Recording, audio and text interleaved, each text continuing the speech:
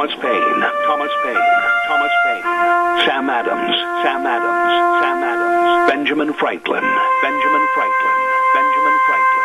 These men spoke up for what they thought was right.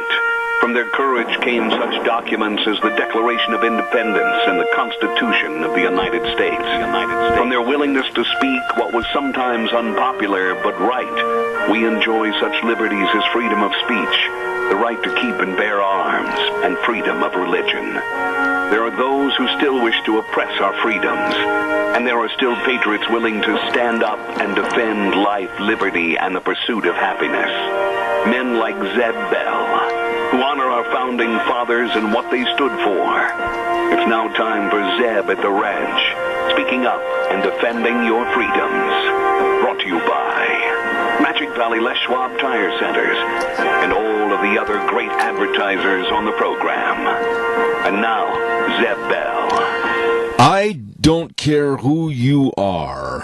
The United States is a land of opportunity if you're willing to work and achieve your goals. If not, don't wail and cry to me. It's your fault. Good morning, everybody. Here comes Kate Smith, and God bless America, followed by a Patriot with our Pledge of Allegiance. Come on, Patriots, call in October 1. And a good morning to you and yours. I'm Zeb Bell on this October 1st morning. My goodness sakes, what happened to September? Somebody go find it, would you please? And, of course, we're brought to you by our major sponsor, your Magic Valley, Les Schwab Tire Centers, all 7 locations serving you the very safe, clean environment and the best in tires.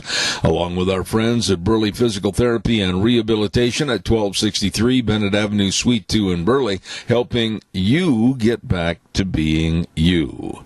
Right now, let's go to the phone line and have our Pledge of Allegiance. Good morning. Good morning.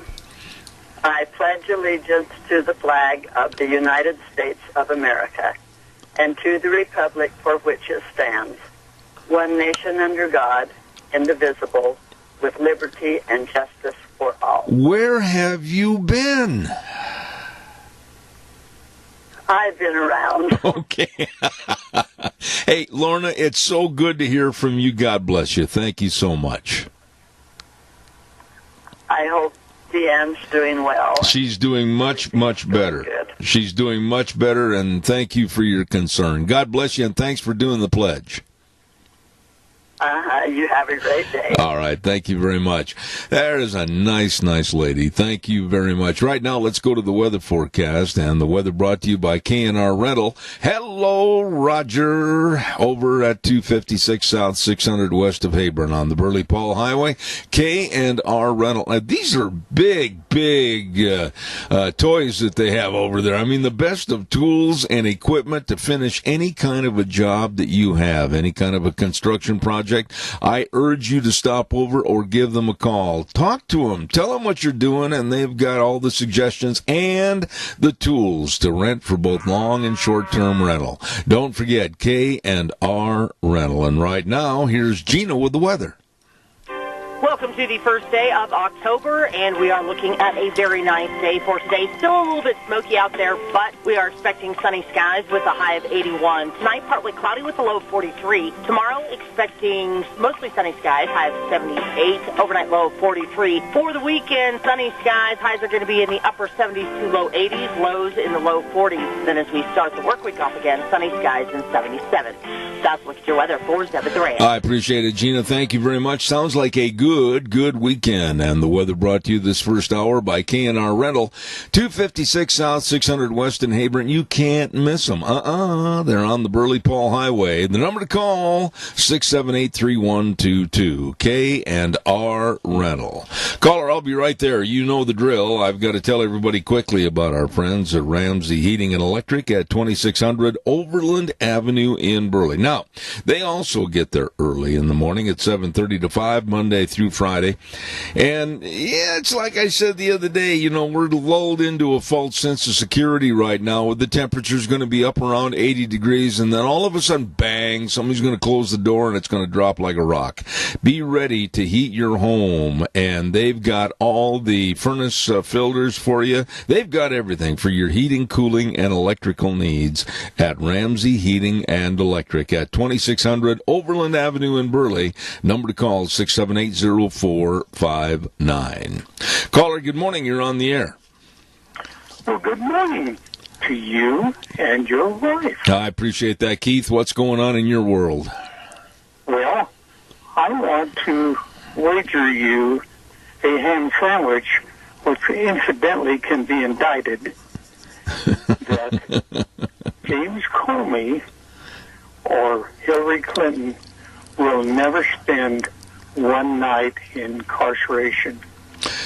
Well, that would be really kind of ludicrous for me to take that bet, even over a ham sandwich, because to be very honest with you, I don't know if you feel the same way about this that I do, but Hillary Clinton and James Comey and others of this ilk that I would qualify fall under the banner headline of the deep state, it really concerns me that the vileness and the evil and the conniving and the twisting of the truth and blatantly lying, as Hillary Clinton and the Clinton Foundation and Bill has done and others, and now Comey with the FBI, not recollecting things that were extremely important in a possible case of collusion with Russia, with Trump.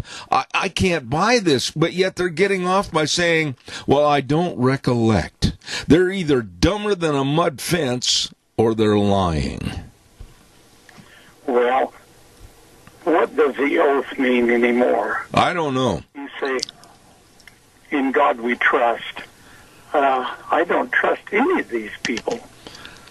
Well, the oath is, the preview language, and then so help you God, and then you're supposed to say yes and put your hand on the Bible and everything, of which we've got away from in this country, and I think it's absolutely abhorrent. But I could not agree with you more that the truth, that simple 5-letter word, is dead or it's on life support. I agree with you 100%. But the problem is, it's just not Comey and them. It's anyone now who goes to court. Yeah. And they put their hand on the Bible. Yeah. And they pledge to tell the truth.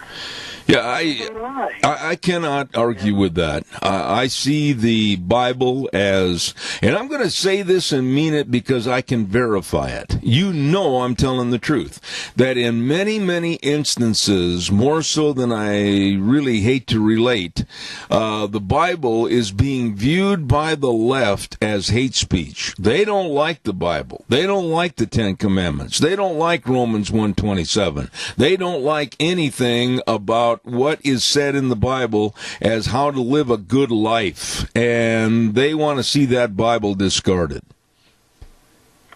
That's absolutely true. And you know, as time goes on, I can smell that ham sandwich. Well, not from me. I'm not buying because I agree with you. Thanks, buddy. I appreciate your call. All right, thanks, Keith. All right, I'll buy you a ham sandwich, but I'm not going to bet against that on any kind of a bet, any kind of a wager. I want to remind you about Dino's Septic Service and, of course, septic tank pumping. And, caller, I'll be right with you. Backhoe services, sewer and sink drain lines clean, septic inspections. You know, when we called these folks, man, Johnny on the spot, they were right there with fast, fair, friendly service. And believe me, they know how to get the job accomplished. They are the best. They cover a wide area of southern Idaho. Dino's Septic Service. Don't forget, with all the most modern of equipment serving you, call these numbers. In Rupert area, 436-6526. Over in Burley area, 678-1638. And up in Twin Falls, 735-8281. They are the best at what they do. Dino's Septic Service. Caller, you're on the air. Good morning.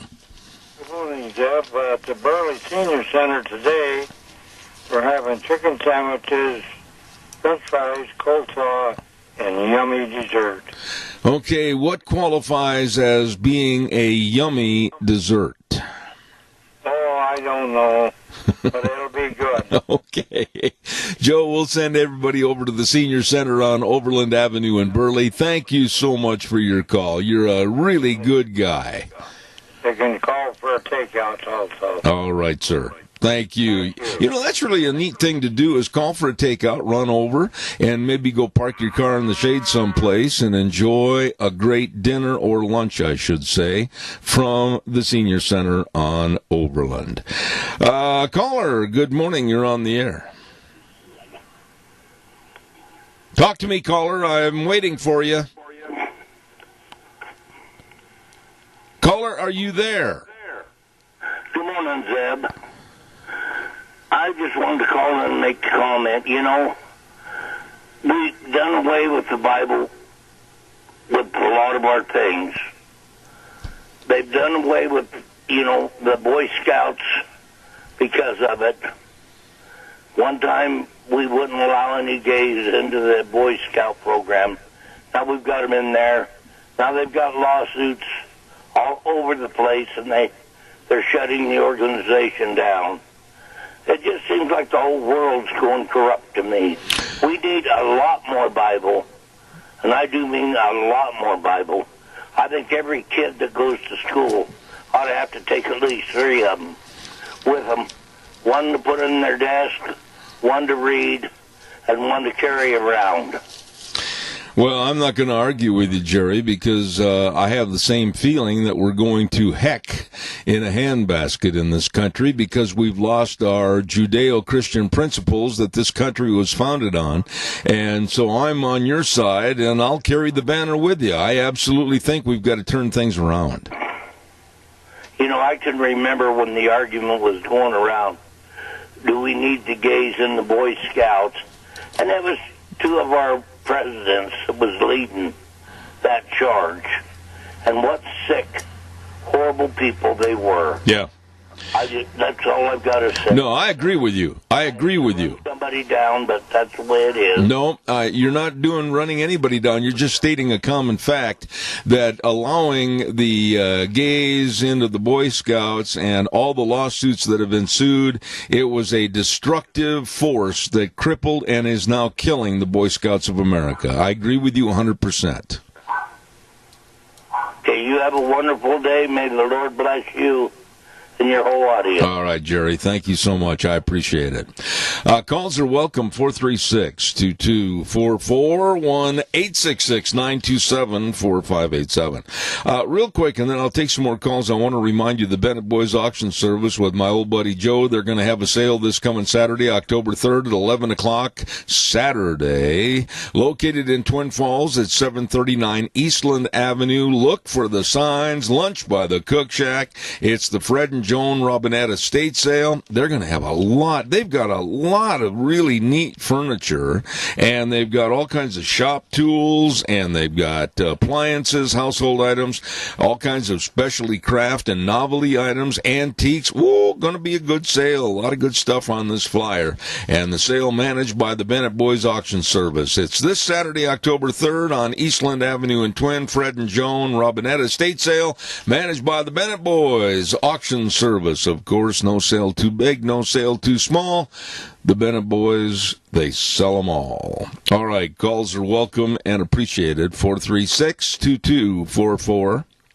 1-866-927-4587. I want to have you, if you have a copy of this morning's Times News, read the front page story that is written by 2, again, members of the Associated Press, and the headline says, "Clash persists after debate ends." This is one of the most biased stories against Donald Trump that you will read in a long time, and shows you, it emphatically shows you in print how left the media is.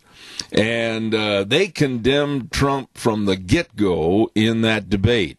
And unless I missed it, and I did not see it, which I doubt that's true, in the entirety of this article, there is no mention about Joe Biden not saying anything in answer to Black Lives Matter, or saying that Antifa is just a thought, it's not an organization, or about Joe Biden packing the court, or Biden throwing the first saber, if you will, at Trump in name-calling by calling him a clown on numerous occasions. No respect whatsoever. But they didn't hit that in this article. Read this article this morning. And I think you'll be as incensed as I was. And then also, one of the paragraphs says, Trump also refused at the debate to condemn white supremacists who have supported him. That's not true. He said he would not support them, and he did condemn them when Chris Wallace made that statement to him. But nowhere is there any mention about Biden saying anything about Black Lives Matter and how horrific that Marxist communist organization is, or Antifa, and no mentions about Biden with much, much, much higher taxes and packing the court. Biased. That article stinks this morning in the Times News. It's right on the front page. Callers are welcome, 436-2244, 1-866-927-4587. Give me a call. I really would appreciate hearing from you this morning, so please dial that number. As I'm waiting for your phone call that I know is coming in, don't forget Denny's Restaurant, America's Diner. They're located at 611 North Overland in Burley, and they've got another location at 291 Pole Line Road in Twin Falls. Easy to find, easy to get into, and just enjoyable to have a meal at Denny's Restaurant. Great food, all kinds of menu choices for breakfast, lunch, dinner, and, of course, desserts anytime, all the time. So you stop in and see them today. Denny's Restaurant, 611 North Overland in Burley. Yep, America's Diner. All right, now it's your turn. We are drawing closer and closer and closer to Election Day. What is it, 33 days right now? And I remember in the paper the other day, and I wished I'd have saved that letter. I did. Here it is right here on my pile. Ruth Dawson from over in Jerome had written a letter to the Times News op-ed page, and she said, quote, voting by mail is legal and safe. Do not be afraid, intimidated by those who tell you that we will not know the results on election night. Ruth, I've got a real earth-shattering newsflash for you. You are completely wrong. It is not safe. As a matter of fact, what's happening in the state of New York is indicative of why it is wrong to have mail-in balloting. They have had over 100,000 ballots go to the wrong addresses and to the wrong people. The headline in one of the papers in New York City this morning wrote, chaos. That's the vote right now with mail-in voting. Chaos. I urge you to not listen to these people that are on the left and go vote at your local voting location. Caller, good morning. You're on the air. Yes, mail-in ballots are chaos. Whether or not it's the districts, the voting districts, precincts, or it's the mail, the postal service. It's a malfunctioning thing, and there will be litigation, and there will be litigation from Trump's side, from the Republican National Committee, from these voters in those areas, because there's still Republicans everywhere, whether or not anybody wants to admit it or not. And I'm hoping that that will neutralize the cheating. And so you like to think that even though you have a heavily Democratic precinct, there are good Republicans or good patriots there who are willing to keep an eye on things and say, hey, we're going to keep this fair and as right as we can. You never know. I mean, when you're in Minnesota, you drive around and you extract ballots from people for $200 and or however it was happening, and you just say, well, I don't know what happened in Minnesota, but they elected Ilhan Omar, so that'll give you, and Keith Ellison, that'll give you a little idea that the people of Minnesota either are so trusting or they're stupid. I don't know. But one more quick thing, I sure you got a call. Chris Wallace is an absolute worm. If I would just like to knock him out and say, well, I'll go to jail, but it'd be worth it to break your jaw. Well, I don't want to go that far, Randy. And on my program, I'm not an advocate of saying that or doing that on the air. So that part I don't agree with you on. But I will say, when you said a worm... Wait a minute. We can't talk over each other. Randy. So frustrating. Randy, we can't talk over each other. Wait a minute. I'm trying to get in here with you a little bit. What I'm saying is when you called him a worm, I would not argue with that because he absolutely did not stand up. He did not do the moderation job as it should have been done. He has come back and he's going to have a special segment on Fox today where he's going to explain why he did or what he didn't do and the reasons. I couldn't agree with you more. He was as milquetoast and quite frankly biased against Trump. You could see that as he reprimanded Trump many times and never when Biden started calling names like you're a clown and shut up man and all that type of thing. Little worm never said a word. Well, this is the thing. I think that they thought that Uncle Joe was going to be passive and your nice, friendly neighbor. And after he came out with his true personality, they realized that when you call, Trump those names, even though you may not like him, there are independent people out there who may not like Trump, but who were offended by the way Biden spoke. When Trump said, name me a law enforcement organization that's going to support you, and he was standing there dumb, flat-footed, and dumb, and that's Biden. And then Chris Wallace bailed him out, and I said, boy, I'll tell you what, man, whether or not it was a 12 election or the 16 election, they just keep bailing these people out. I agree. But I hope it doesn't do any good. Well, I appreciate your comments. I do, Randy, and thanks for calling in. I appreciate that. I believe we have another call waiting in the wings, so step forward. You have got the microphone. Good morning. You're on the air. Yeah, two thoughts. Yesterday, coming home from work, I can't even remember which, it was Mark Levin or somebody like that. Somebody called in and he says, I'm thinking maybe they're going to do this different. They're going to stuff the ballot box with votes for Trump, and then they'll say, oh, but see, yeah, they were stuffed, so now we got to, and so we're going to have to go and let Nancy decide, and and then on and on and on. And I got to thinking about it, I thought, well, maybe they are.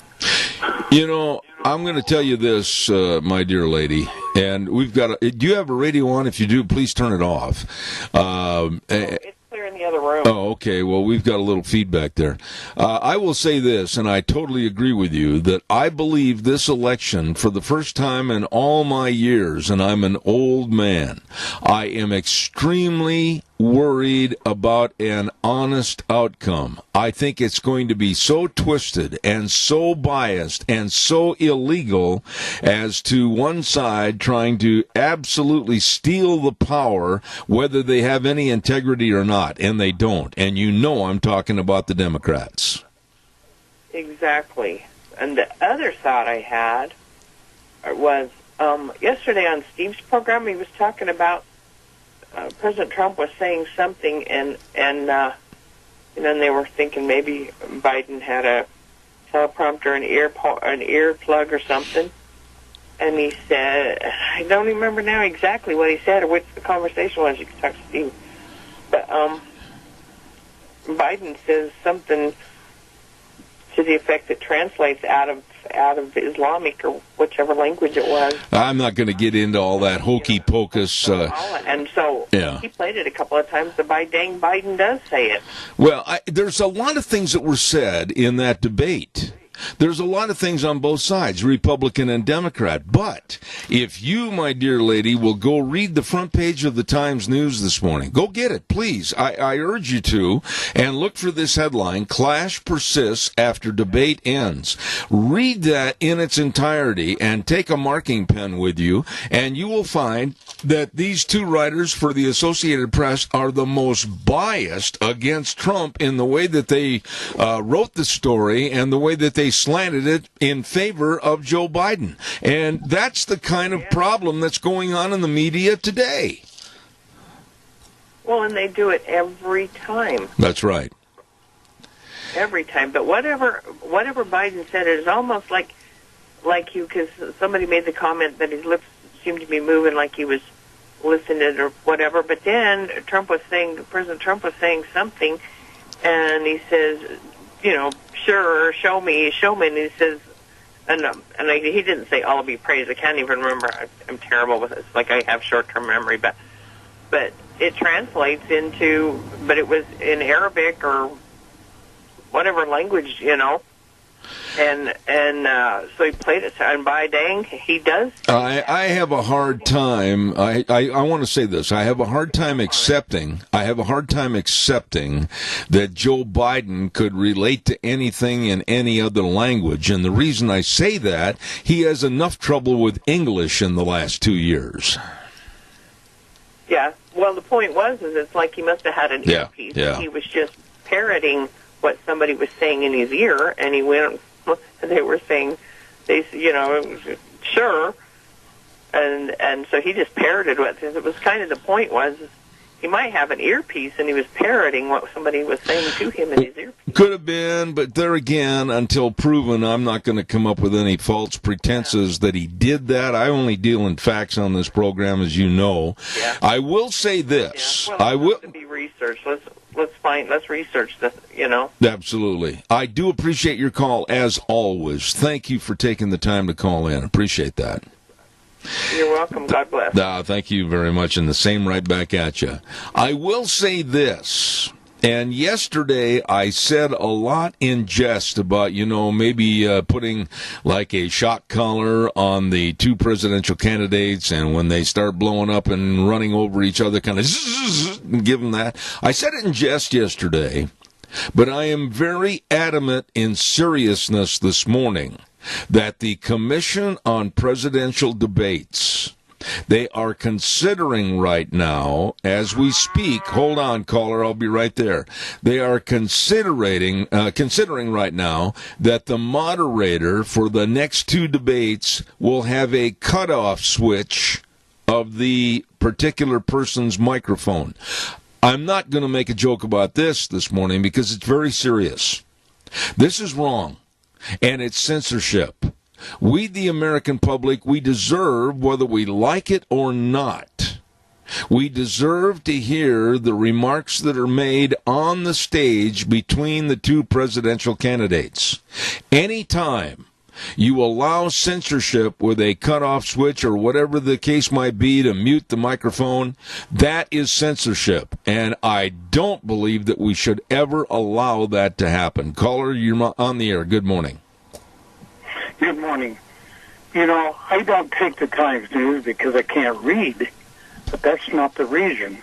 I don't think they're on the right side of justice. But who owns the Times News? Is there anybody locally that has an interest in the Times News?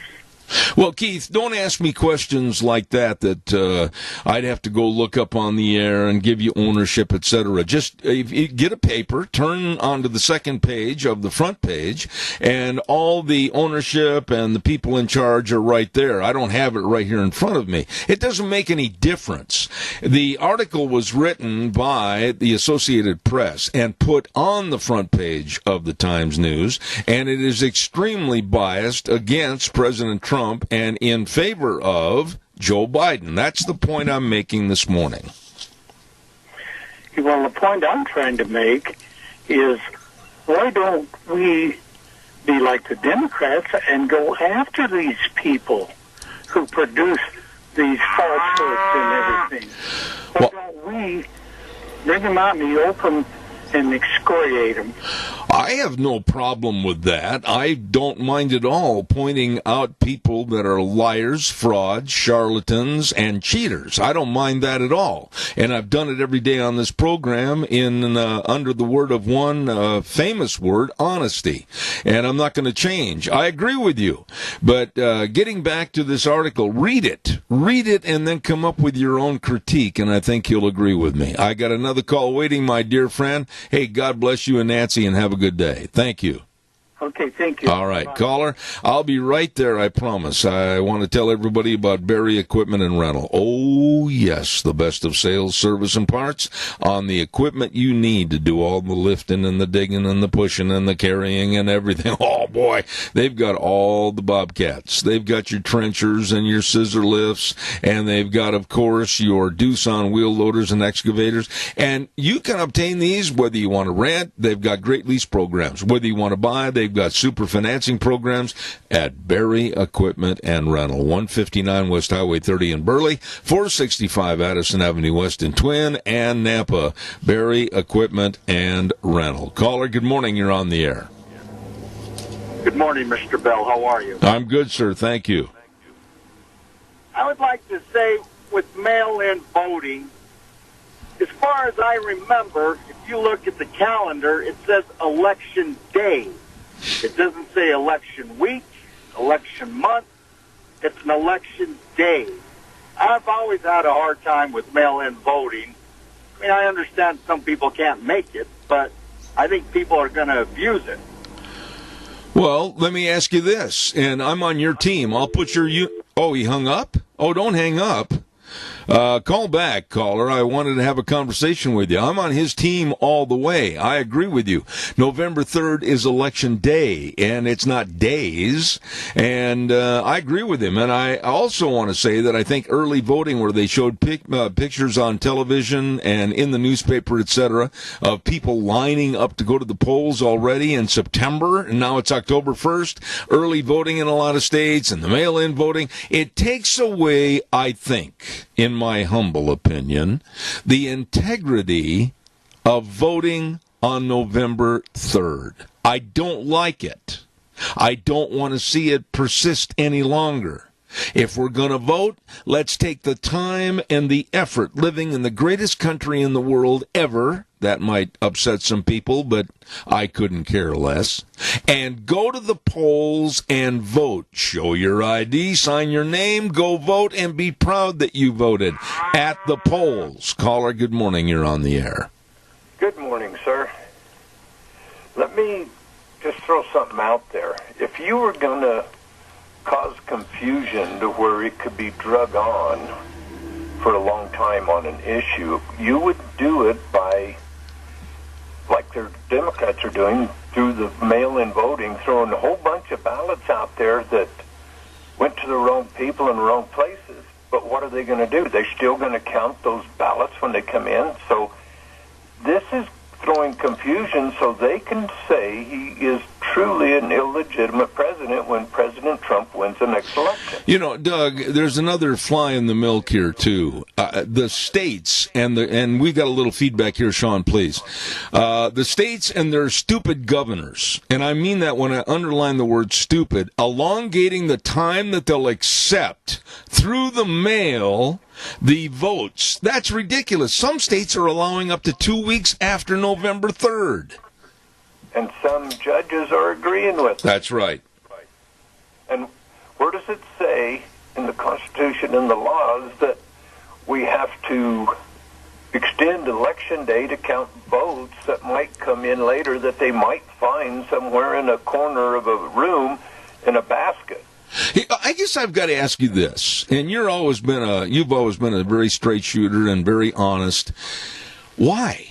Why are we not all under the same umbrella of going to vote on November 3rd? Why do we have to have all these other nuances in voting? Mail-in voting, absentee ballot voting, early voting, standing in line like people are right now this morning in many, many states. Why? Tell me.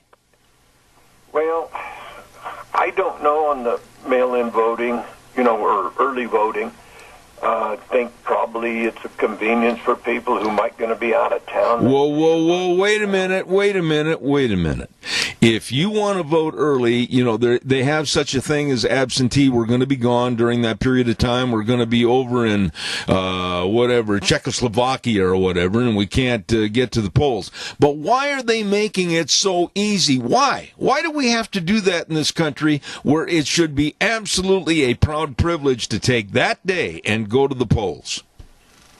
Well, who's making it easy? That'd be the answer in the question. Yep. And it's mainly the Democrats and some Republicans that want to askew the election. Absolutely. I mean, that's your answer. Well, I'm against it, and I had a call the other day after the program, and this person decided that he was going to kind of chew me a little bit, which that's not a good thing to do after the program. I'm tired and I'm cranky, and really chew me out because I was not in favor of the early voting and not in favor of the mail-in votes, etc., and I will not weaken on this. I think that you should be proud to designate maybe 30 to 40 minutes or an hour of your time on November 3rd and get your big backside into the voting polling places and let your vote count in person. Exactly. I'm with you 100% there. I really am. But the Democrats are wanting to cause chaos. That's right. And when you cause chaos, you can do stuff under the radar. And one thing that really bothers me about our representatives and our senators, they keep doing an extended resolution on our budget. Oh, my. Now, we pay them to go to Washington, D.C. and manage the government, manage the tax money. That's right. So the extended resolution allows for lots of fraud. So I feel, personally, that we should, if you can't get a budget done by the time the budget needs to be done, you are working for free until the budget is done. There'll be no more paychecks to you, and once you get it done, there's no retroactive pay for the work that you did. I couldn't agree more. Gratis. I couldn't agree more. I am so sick and tired of politicians getting their so-called just desserts while the American public suffers. Don't get me started on this. You'll really make my blood pressure go up.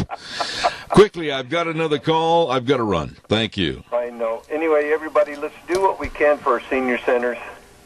And just remember one thing.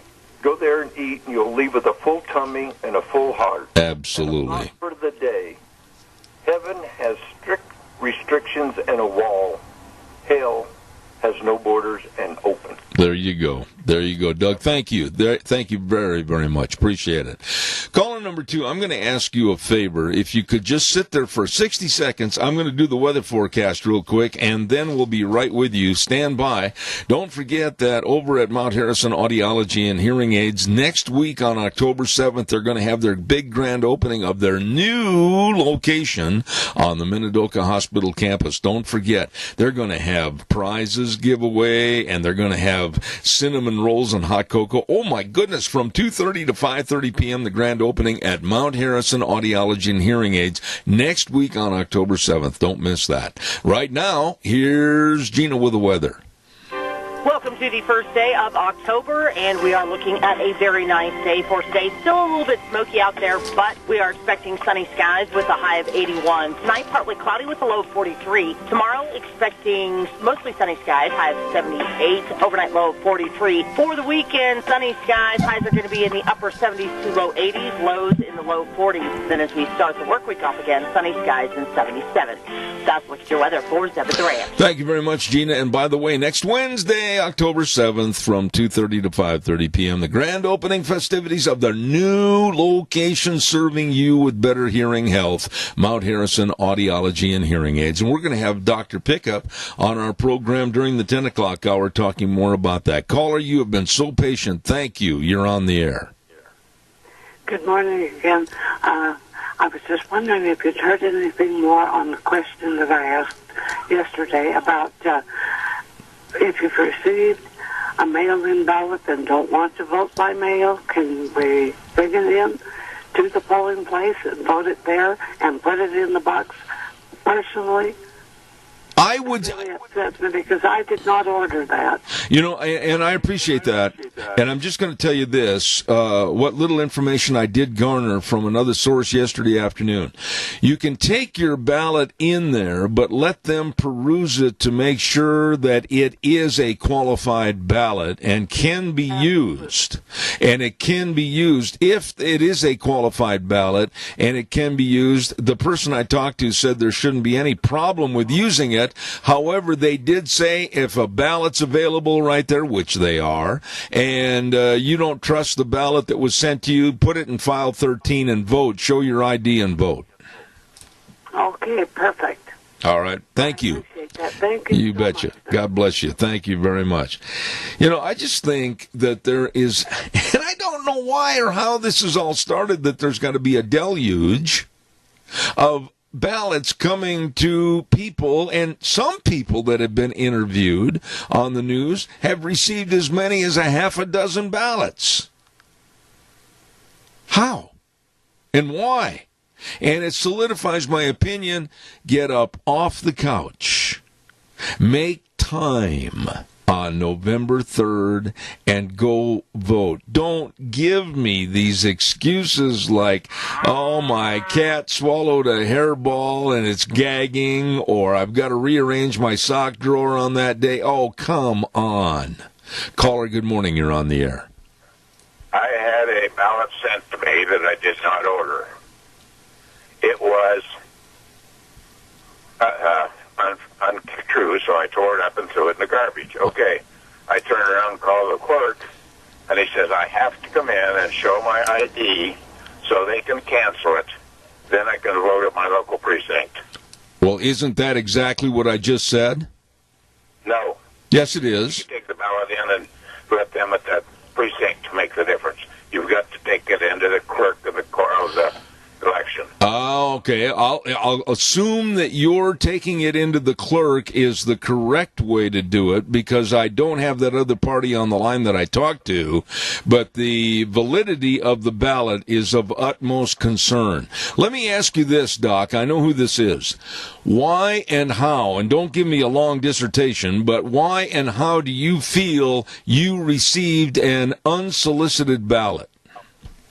They said that I checked the mark that I wanted one for the general election, and I do not remember signing that or checking that box. Okay. And, okay, now that you've had this experience, and you've always been a straight shooter when you've called in before, what are your honest opinions of mail-in ballots as opposed to taking the time and effort and being an American that shows some gumption and going to the polls?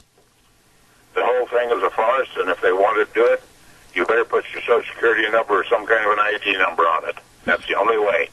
All right. Doc, it's good to hear from you, and I mean that. God bless you, man. Thanks so much. Good guy right there. And he used to call in quite a bit, and when he does call in now, it's a real treat, and I appreciate that, Doc. Thank you very much.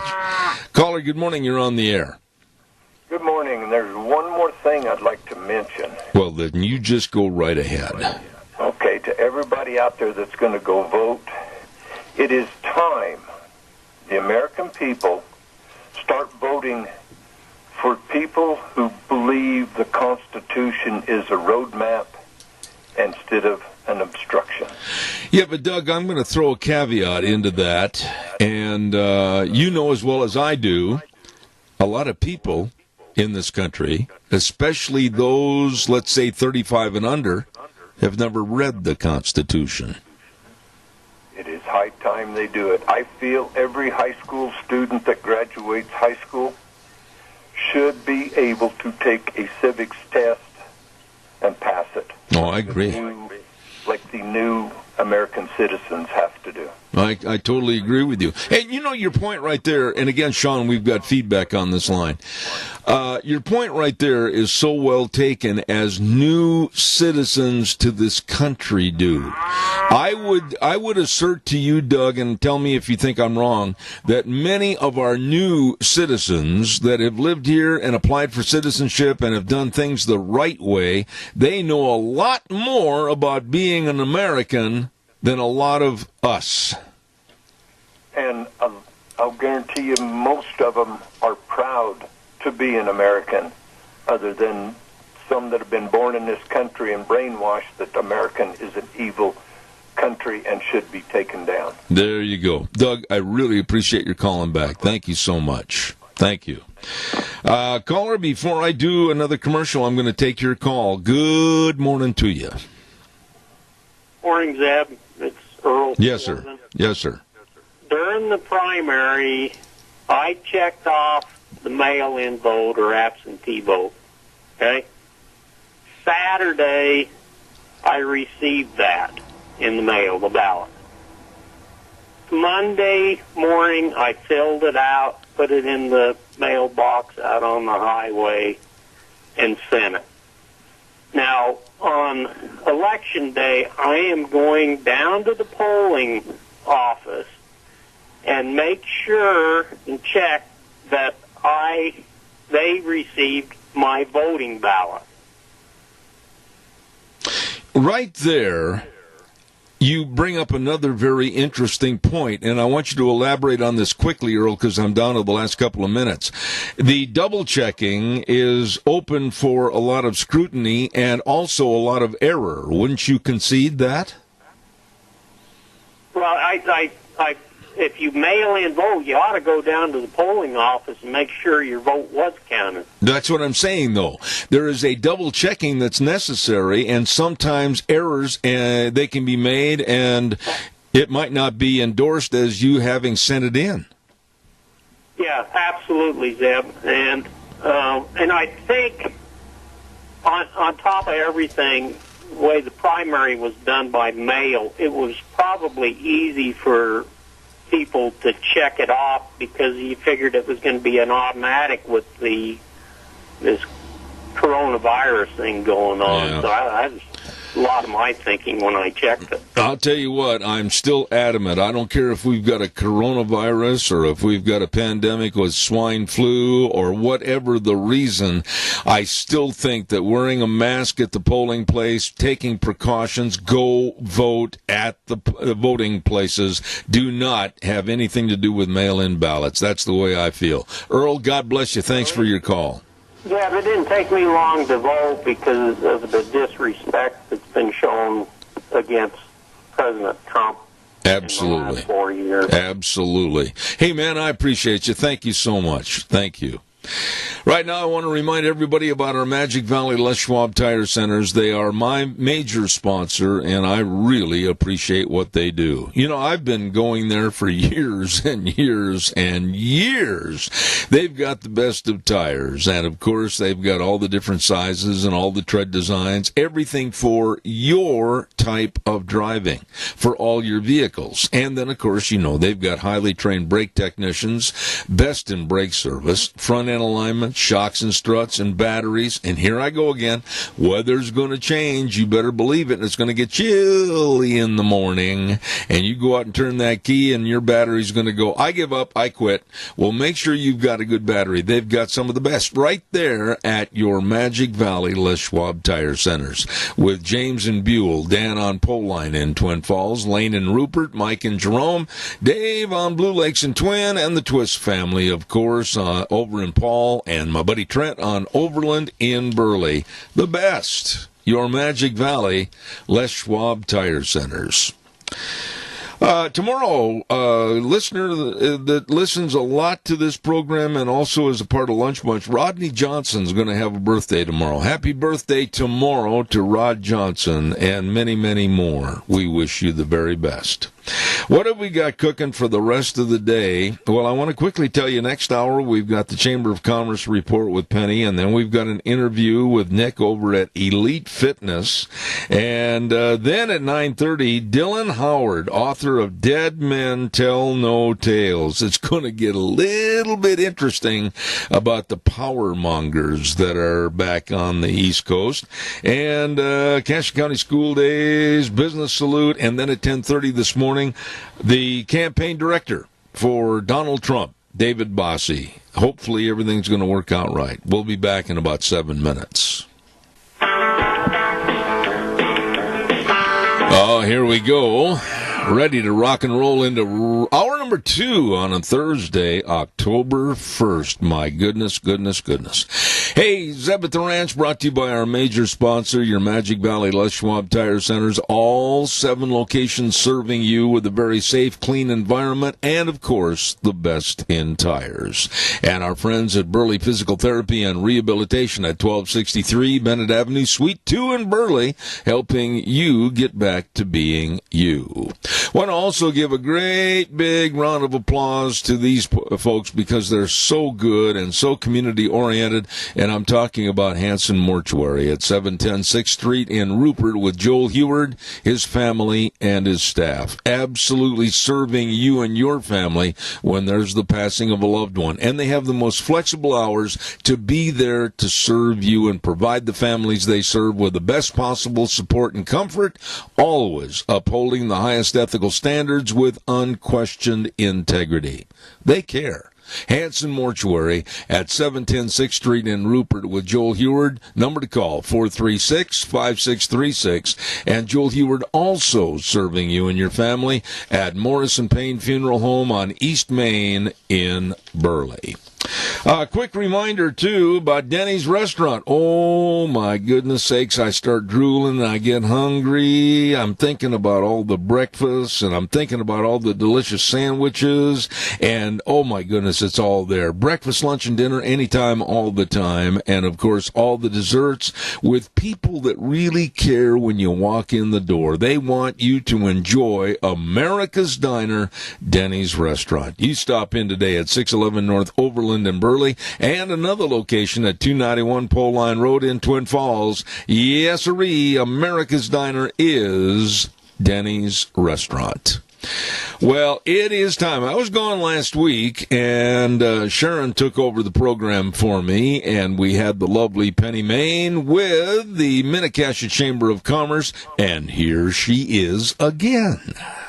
Good morning, friend. How are you doing? I am peachy fine, thank you. Well, let me tell you how my day started off this morning. So last night I set my blood pressure medication, or so I thought, next to my coffee pot, like I always do the night before. And I woke up this morning, and after I took the medication, I recognized one thing. Uh-oh. I took my dog's medication this morning at 5 o'clock. You took your dog's medication? Yeah, my puppy takes medicine, and I don't know what I was thinking last night, but instead of taking the 2 tiny little pills out of my pill box, I took the 2 tiny little pills out of Abby's pill box and took her medicine this morning. You're not going to run for about 30 feet and start scratching and then beg for gravy train, are you? Chasing cars today. I know. I want to thank the good folks at Cassia Regional Medical Center, the ER. I called them again at 10 minutes to 5 this morning, and they put me in touch with the good folks at Poison Control. And unless I start barking here during the interview, I think I'm going to be okay. But goodness gracious. You're not going to have to enroll in a command school like here, fetch, and all that, are you? I know, right? It's like, who's a good girl, right? It's like, oh my gosh, I can't believe it. Anyway, so I'm going to try to make sense of this. Please forgive me, all of Zeb's loyal listeners who are out there today. If this makes no sense, it's not you, it's totally me. Okay. Anyway, it is a good day to be in business for sure in Mini-Cassia, and we've got some great things lined up for the next couple of weeks here. This Saturday, by the way, the Friends of DeMary Library will host their Saturday sale from 9 to 5. Bags of books, and they've got a great selection over there, too, in their great new facility. Just $2. So this Saturday, load up on some books, start reading. They make you smarter, and that's a good thing to do and support the Friends of DeMary Library.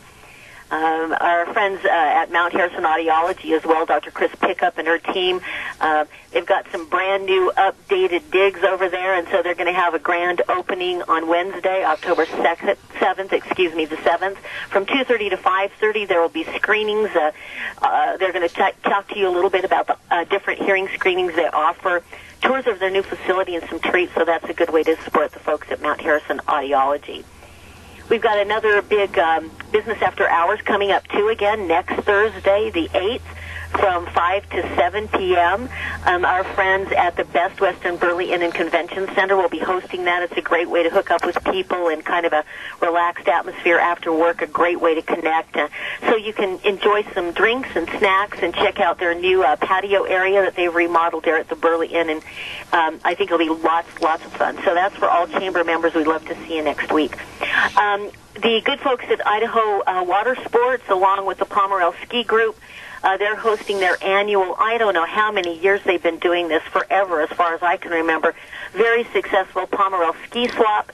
It's slated for October 22nd through the 24th, again at Idaho Water Sports. If you want to update your equipment, maybe buy some new gear at Idaho Water Sports, they'll be offering some great deals there. This is the time to do it. The Pomerel Ski Swap, October 22nd through the 24th at Idaho Water Sports. And we would love, by the way, we've got lots of things going on. I mean, there's so many things we didn't even mention here, like CSI Workforce, girls K7 basketball in Rupert, bingo on Saturday nights at the VFW Hall. We've got a great platform for you to gain all of this information, and it's our Monday Motivator, our e-blast that we send out every Monday morning to about close to 800 people now get it. And it keeps you kind of informed of what the Chamber's doing and the measures we're taking to kind of move forward, not to mention all of our members as well and the things that they're doing throughout the community. Lots of details. Just give us a call. We'll get you on our mailing list. Again, we'd love to have you be part of the Chamber of Commerce, so we're easy to find. We're right here on the beautiful Snake River next to the Hayburn Park. We're typically open Monday through Friday, 9 to 5. You can check out our website at minicasiachamber.com, or you can call us at 679-4793. And a quick note, I wanted to thank my friend Lyden Crane, who pinch-hitted for me last Thursday due to a meeting I had with CSI. So if he's out there listening, I want to thank Lyden for pinch-hitting for me last week with Sharon. So that was all good. We'd love to have you part of the Chamber. That's excellent, the way you went through that report. I do have a concern. I've been just sitting here thinking, and I'm very concerned for your health and well-being, that your office overlooks the Snake River, and please, I'm asking you, please, if you see somebody throw a stick in the water, don't go chase it. I promise I won't. I promise you I won't. In fact, I've got your number on speed dial, so if I get in a jam, I'm calling you. Oh, I hope you're all right, because it's no laughing matter to take the wrong medication. Holy smokes. Well, and it was the weirdest thing, because after I took it, it was about 5 minutes, and I immediately knew something wasn't right. I mean, you're half awake. I get up early like you do every morning and have for how many years we have been doing this. Yes. Right? But it's like I just all of a sudden I went, oh, HE double toothpicks. I took my doc's medication, and I feel pretty good right now. But if you'd have caught me at about 6 a.m. this morning, I was a little groggy and. But it's all good. Again, I thank the good folks at Cassia Regional ER, and they put me immediately in touch with Poison Control, and they had an RN on immediately, and I just give them a great deal of credit for helping me out this morning. If anybody visits the Minicassia Chamber of Commerce today and hears a recording of How Much Is That Doggy in the Window, it's just coming from Penny's office. Hey, who sang that song, by the way, speaking of trivia? How much is that doggy in the window? Who sang it? How much is that dog?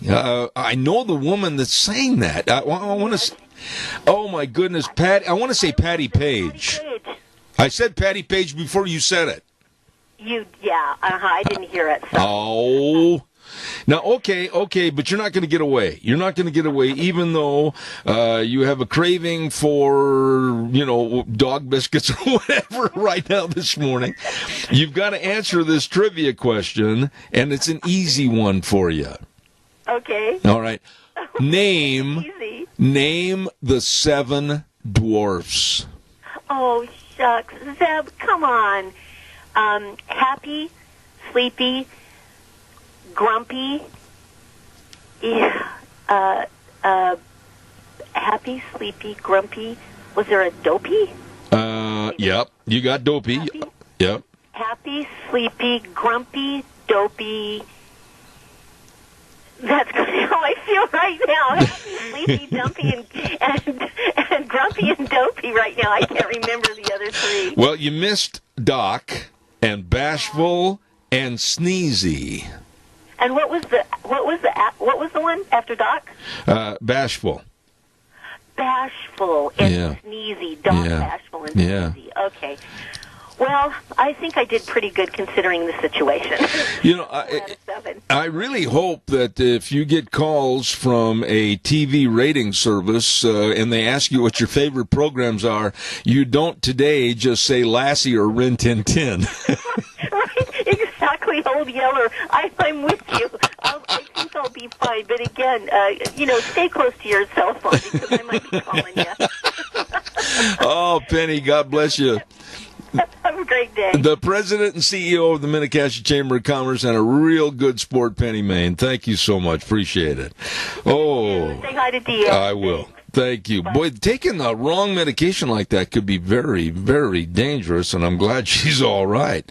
Hey, hang on. I want to tell everybody about Let's Ride, 270 Highway 24 between Rupert and the World. And they're located, of course, like I said, 270 Highway 24, easy to find, and they've got a showroom full of fun. I mean, look at all those side-by-sides. Look at all those four-wheelers. Look at all those accessories. Holy smokes, just for you. Get on over there today, Monday through Friday, 9 to 6, Saturdays, 9 to 2. These are really good people that can help you enjoy the great Idaho outdoors. At Let's Ride, 270 Highway 24 between Rupert and the World, where the fun is sold. And real quick, I also want to mention our friends over there on the curve going into Rupert, and that's, of course, Cameron and Siemens Insurance, Highway 24 in Rupert. My. Number to call, write it down. Don't forget, put it in big black letters or numbers on the refrigerator. 436-4424. 436-4424. All your life insurance, health insurance, retirement planning, employee benefits, all of this and so much more with the people that really care and are responsive to your needs. Todd and the gang over there at Cameron and Siemens Insurance, Highway 24 in Rupert. Holy smokes, I'm running a minute late, so I got to jump right on the phone line right now and talk to my buddy over there at Elite Fitness and also Burley Physical Therapy and Rehabilitation, Nick Greenwell. Good morning. Good morning, sir. How are you? I am getting old and older like a lot of people, but I'll tell you what, you've got two facilities that can take care of people with their aches and pains and also to get people back in shape. And that's what we're going to talk about this morning, Elite Fitness. Give us all we ever wondered to know and wanted to know about Elite Fitness. All right, well, we've talked about it a fair amount over the last few months, but we've really ramped up as of late. It's just been a good time. People are coming in and getting ready for their hunting trips and doing all kinds of stuff, and we've really seen a nice influx of just really, really nice and genuine people coming to the facility now. We've got a pretty broad spectrum approach of gym over there, and that we have a really, really big selection of group fitness classes, if that's something that you're interested in, whether it's a yoga class to improve your flexibility and your core strength, or maybe you're 60 plus and your balance and strength is slowly starting to go down. We've got a class geared toward that called Silver and Fit. That's a low-impact strengthening class that really focuses on balance, and we've got a really, really good instructor over there that is able to push you in a way that is specific to you and not everybody else in the class. So that class is really exploding. We've got trapeze classes and step and strength classes. We've got spin bikes over there now. You can name it, and we probably have that class. And as far as the gym goes, we've got a huge variety of just really good cardiovascular equipment, strength training equipment, balancing. We just put in a new machine over there called the Jacob's Ladder, and if you want to have your butt kicked, go try that. We have a couple of personal trainers that are busy and just really, really good and versatile, have a ton of experience. And I have a young lady by the name of Callie Harrell that has a nutrition program over there that she's doing now. And she is seeing huge results for not only weight loss, but just being healthier. She has a system over there that they're using called the In-Body System that gives you a really good in-depth analysis of body fat and lean muscle mass and water and all kinds of stuff. And so we have a very, very broad approach to everything over there, and we're super excited. Nick, let me ask you this, and I make no bones about it. I don't ever hide the fact that I'm on crutches, and I've noticed in the last year to 2 years after I had the new knee and the new hip and everything, balance is deteriorating. Now, what causes a lack of balance, and can there be exercises used to regain a lot of what you lose? Absolutely. So balance is probably one of the number one things that we see both here at Burley Physical Therapy and that folks have questions with or concerns about over at Elite. And so our balance is a pretty technical thing, and a lot of things can cause impaired balance from outside conditions and exterior things like that. But in terms of our bodies, we get balance from 3 separate areas in our body. Our vision is one. That's about a third of our balance comes from our vision. So we always encourage people to make sure that they keep up on their eye exams and that they keep up with their prescriptions. As I'm getting older here, I know that I have to upgrade my prescription a little bit about every other year. And so that's number one for sure, and that's something that we can do something about. The second system is called the Somatosensory System, and that's the positional sense that we get from receptors in our joints, particularly in our ankles, knees, and hips, that give feedback to our brain on where we're positioned in space without having to look at them. We can't walk around and look at our feet all day. We have to know where we are in order to make subtle adjustments to keep our balance. And that system, if not practiced and engaged a lot, really starts to weaken, particularly with age. And so that's something that we really need to pay attention to and that we really have a lot of treatment strategies for. And then the third system is called our Vestibular System.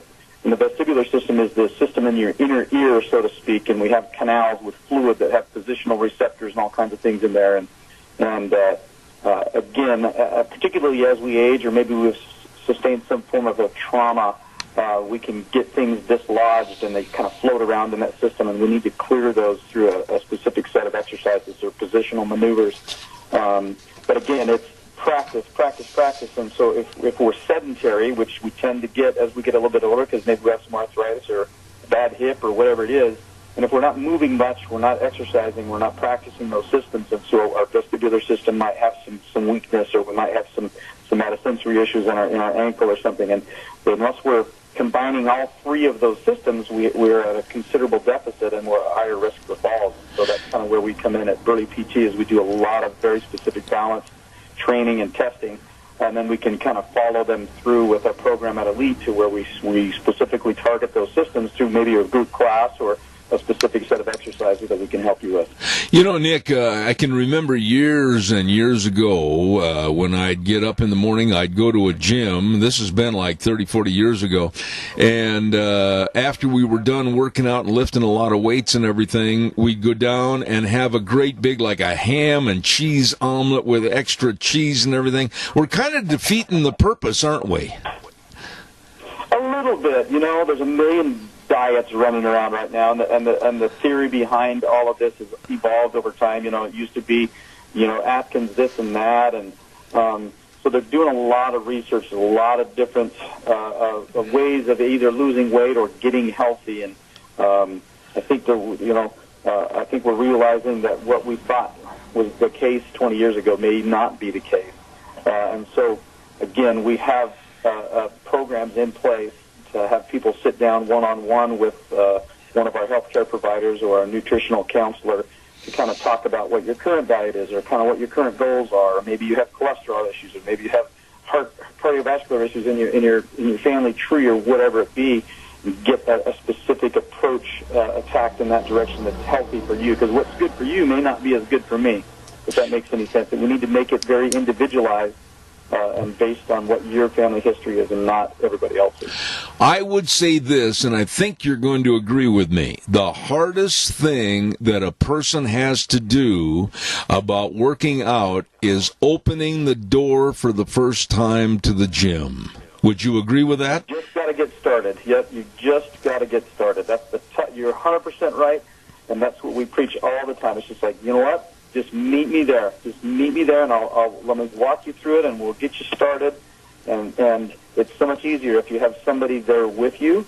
And we preach that like crazy, too. If you have a workout buddy, so to speak, whether it's a spouse or a friend or a sibling or a kid or whatever, that seems to work the best. And again, if you get into a group class dynamic or something like that, it's easier because they're encouraging you, and you can have a little bit of a social outing as well.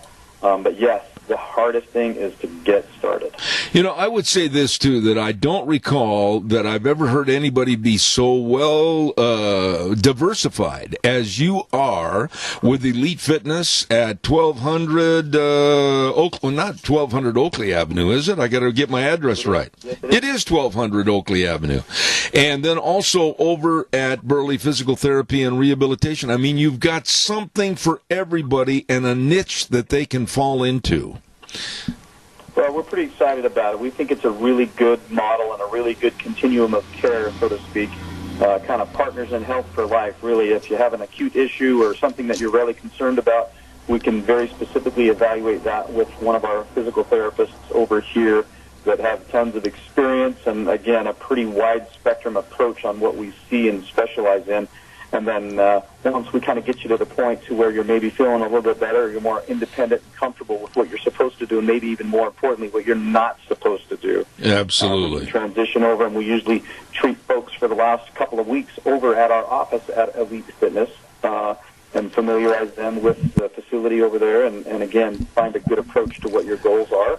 And then people continue on independently. And 90% of the time, Zeb, when we do that, people, again, once they get started and they realize that it's not as intimidating as it seems like, or it's more comfortable, and it's a really good environment, they continue to come. And every time I go over there to treat patients, 2 or 3 times a week, I run into probably 10 or 15 of my prior physical therapy clients that are coming, and half of them come up and shake my hand and say, you know what, this is a great deal. This is the best I've felt in a long time, and I'm going to keep coming. And so we are super excited to have that model.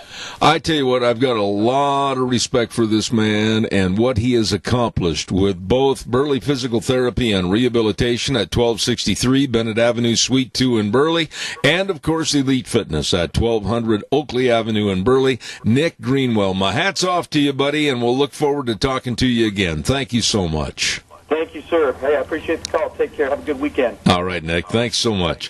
That man really, he understands physical fitness. He understands physical therapy, and he's got wonderful staff people at both locations. Absolutely. I want to remind you, too, about our friends at Patterson's Electronics. They understand electronics. Let me tell you, they can cite chapter and verse about anything and everything, whether it's all your home theater systems or your surveillance cameras or your car stereos and speakers, all your complete sound systems, television sets. I mean, you go in there and you want information, they have it, and they will give it to you. I'll tell you what, anything about electronics, Curtis and Lorena, they know. Please stop in, and like if you're needing a brand new television set, they've got all the Samsung, Sony, Toshiba, LG TVs. Great selection. They're open Monday through Saturday, 9 to 6. Don't forget, Patterson's Electronics at 421 East Main in Burley. And the number to call, 678-6997. Really, really nice people. Hey, real quick, I've got to get this on here. There's going to be a great big sale managed by the Bennett Boys Auction Service. It's coming up on this Saturday, October 3rd at 11 o'clock at 739 Eastland Avenue in Twin Falls. The Fred and Joan Robinette Estate Sale. And they're going to have have all kinds of really interesting things. They've got a lot of really fancy clothing and shop tools and furniture and appliances. Oh, they've got beautiful furniture, sewing materials, specialty craft and novelty items, antiques and collectibles. All of this at the Fred and Joan Robinette Estate Sale this Saturday, October 3rd at 739 Eastland Avenue in Twin. And it's managed by the Bennett Boys Auction Service. No sale too big, no sale too small. The Bennett Boys, they sell them all. Absolutely. Let me see where I'm at here right now. I've got to get ready for my next guest, and we're very fortunate to have. I can't wait to talk to him about this book. He is the author of Dead Men Tell No Tales, Spies, Lies, and... I'm still trying to get him on the phone. And he's not here. Okay, we'll keep trying to get him. And in that case, we'll also mention to you that calls will be welcome at 436-2244, 1-866-927-4587. We're hoping to get Dylan Howard, the author of that book, Dead Men Tell No Tales, Spies, Lies, and Blackmail. So that's supposed to be coming up. On the phone. All right, he's there. I just already have previewed the title of the book. I can't wait to hear more about it. Here's the author of Dead Men Tell No Tales, Dylan Howard. Good morning, sir. How are you? Very well. Thanks for having me on the program. I got to tell you, first and foremost, where and how did you come up with the idea for this book and also the title, Dead Men Tell No Tales? Well, I had been covering Jeffrey Epstein for the last 6 years, and was probably the first journalist to obtain the flight logs and photos inside his Palm Beach residence, and also photos. I've seen photos inside his New York residence and photos of his so-called Lolita Express. So, inevitably, when he was arrested at Teterboro Airport coming back from Paris, it ignited, in my mind, the notion of doing a book. And then the suicide, with so many lingering questions, fits well within the framework of what I consider my brand of journalism and investigation to be, and that is a story that doesn't have a conclusion. So it was a very easy book to write, and the title of Dead Men Tell No Tales is connected to one of the major revelations of the book, and that is that Jeffrey Epstein and Ghislaine Maxwell were not only operating this sophisticated international sex trafficking ring, they were also using it to build up compromise on high-profile individuals for the benefit of selling that information to foreign intelligence sources, such as Israel's Mossad, Saudi Arabia, and Russia. And with Jeffrey Epstein's death, that dead man can no longer tell tales. You have opened up, I would think, a great big pit of a lot of questions. And when I followed the Epstein case and I followed him being locked up in prison, and then all of a sudden, and oops, oh gee, he committed suicide type thing and we didn't see it, we didn't hear anything, etc. And then you hear about all the people that allegedly have been on his island and all the questions that remain. Will we ever find out the truth of what really is happening? Well, I remain hopeful that we will. I have filed a lawsuit against the FBI in Florida for the full release of its files on Jeffrey Epstein. Their response to date has been lacking in transparency. They have redacted ridiculous amounts of information, which there is no real need to do when an individual is dead. I remain pessimistic that the U.S. people will ever learn the full truth and the extent of who knew what, when they knew it, why they chose to do nothing about it, and allowed these two to operate this business of spying and theft on U.S. soil without impunity, or with impunity. And that is a frightening realization. The fact of the matter is this went on for 3 decades. So it's a scandal that doesn't discriminate on ideological lines. Both the Democrats and the GOP are involved in it. And that's why it's not a big issue in D.C., because they realise if you look down the rabbit hole, you might find something very sinister. When you say that, Dylan, and I'm going to press you on that a little bit, you might find something very sinister. And let me just say this. Many of the reported people that visited the island, and one name came out in particular, and that was Bill Clinton, former President Bill Clinton, and many others involved in politics. And it makes me wonder, as a talk show host, how in the world did this kind of a cover-up as to what was going on and who was involved, how did it ever maintain its secrecy? It reaches to the very highest levels of government, from the White House, the Pentagon, to the CIA headquarters, and the FBI. What we don't know is whether or not Jeffrey Epstein was used as an informant for the U.S. government. What we do know is that Alexander Acosta, the former Trump Labor Secretary, oversaw the sweetheart plea deal in 2007 and has been quoted as saying he was told, hands off, this is above your pay grade, which one could deduce that the U.S. government had full knowledge of what Epstein was doing, yet chose to do nothing about it. Why? He might have been a potential informant for the government. But therein lies the most heinous aspect of this story. Is the government allowed Epstein to take away the innocence of hundreds of young women underage for his own sexual peccadillo, then they are as guilty, or the people that oversaw him or knew about his activities are as guilty as Jeffrey Epstein and Ghislaine Maxwell in my book. Well, let me ask you this. I'm sitting here thinking as you're talking about some of the highest level names that we know in government, et cetera, involved. And then it seems the repetition factor. Now, I'm talking about Bill Clinton.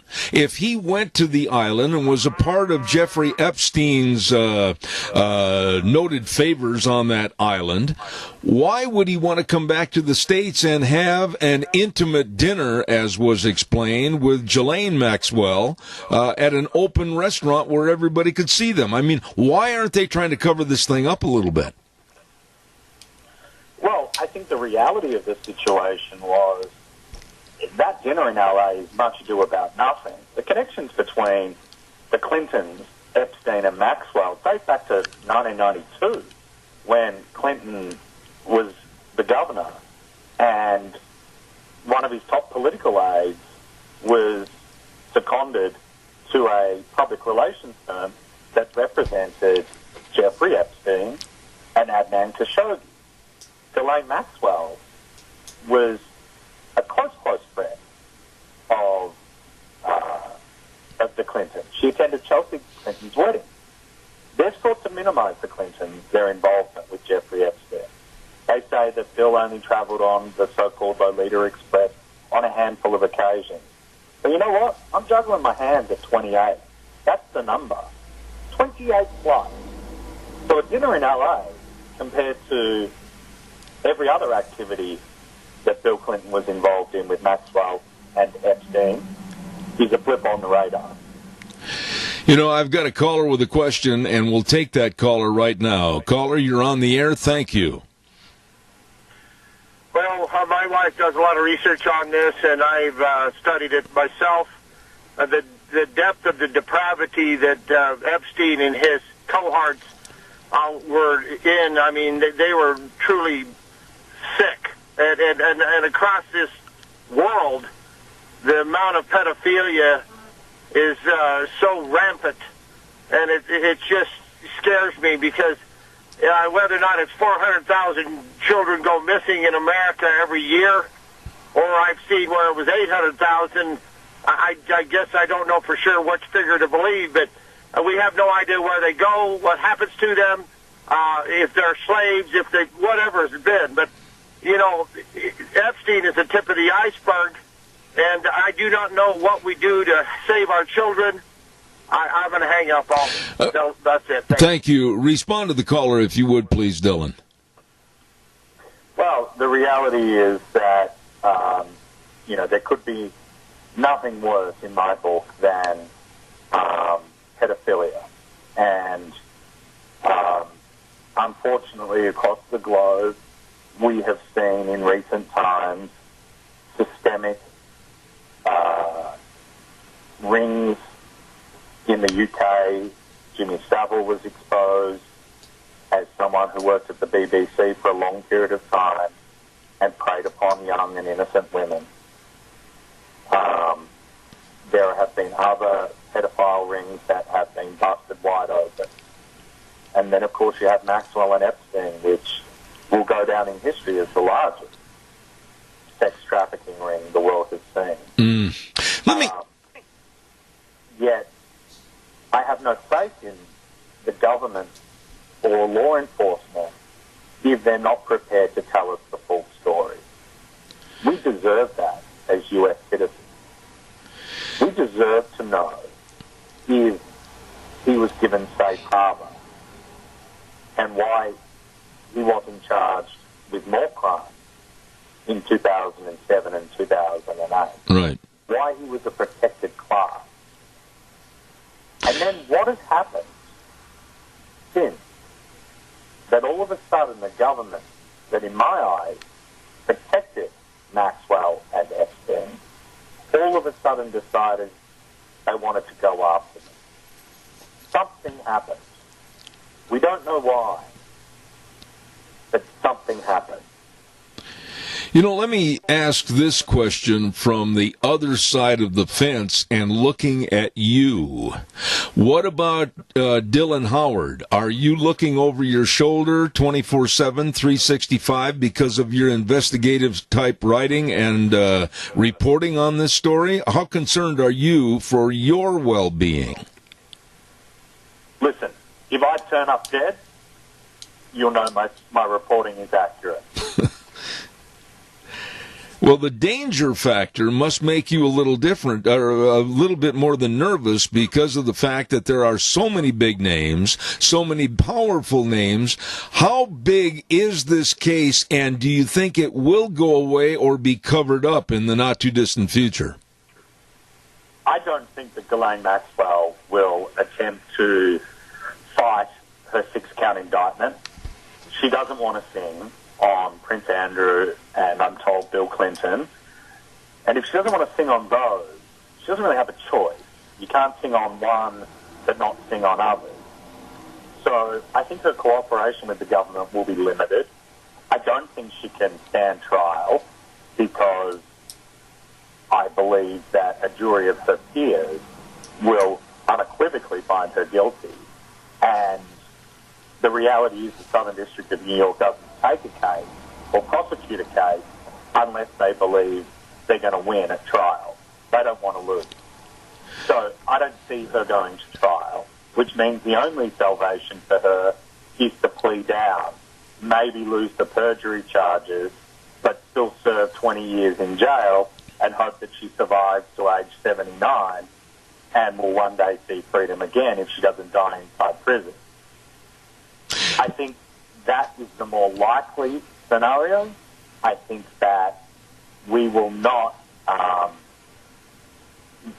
if that is the case, we will not get the unfettered truth about just how deep and entangled the U.S. government was in this. But here's what I can tell you. That doesn't stop me or my co-authors from our investigation. Right. And we have announced a sequel for the book. It's called Epstein and Maxwell, Inc., How the U.S. Government Used Blackmail.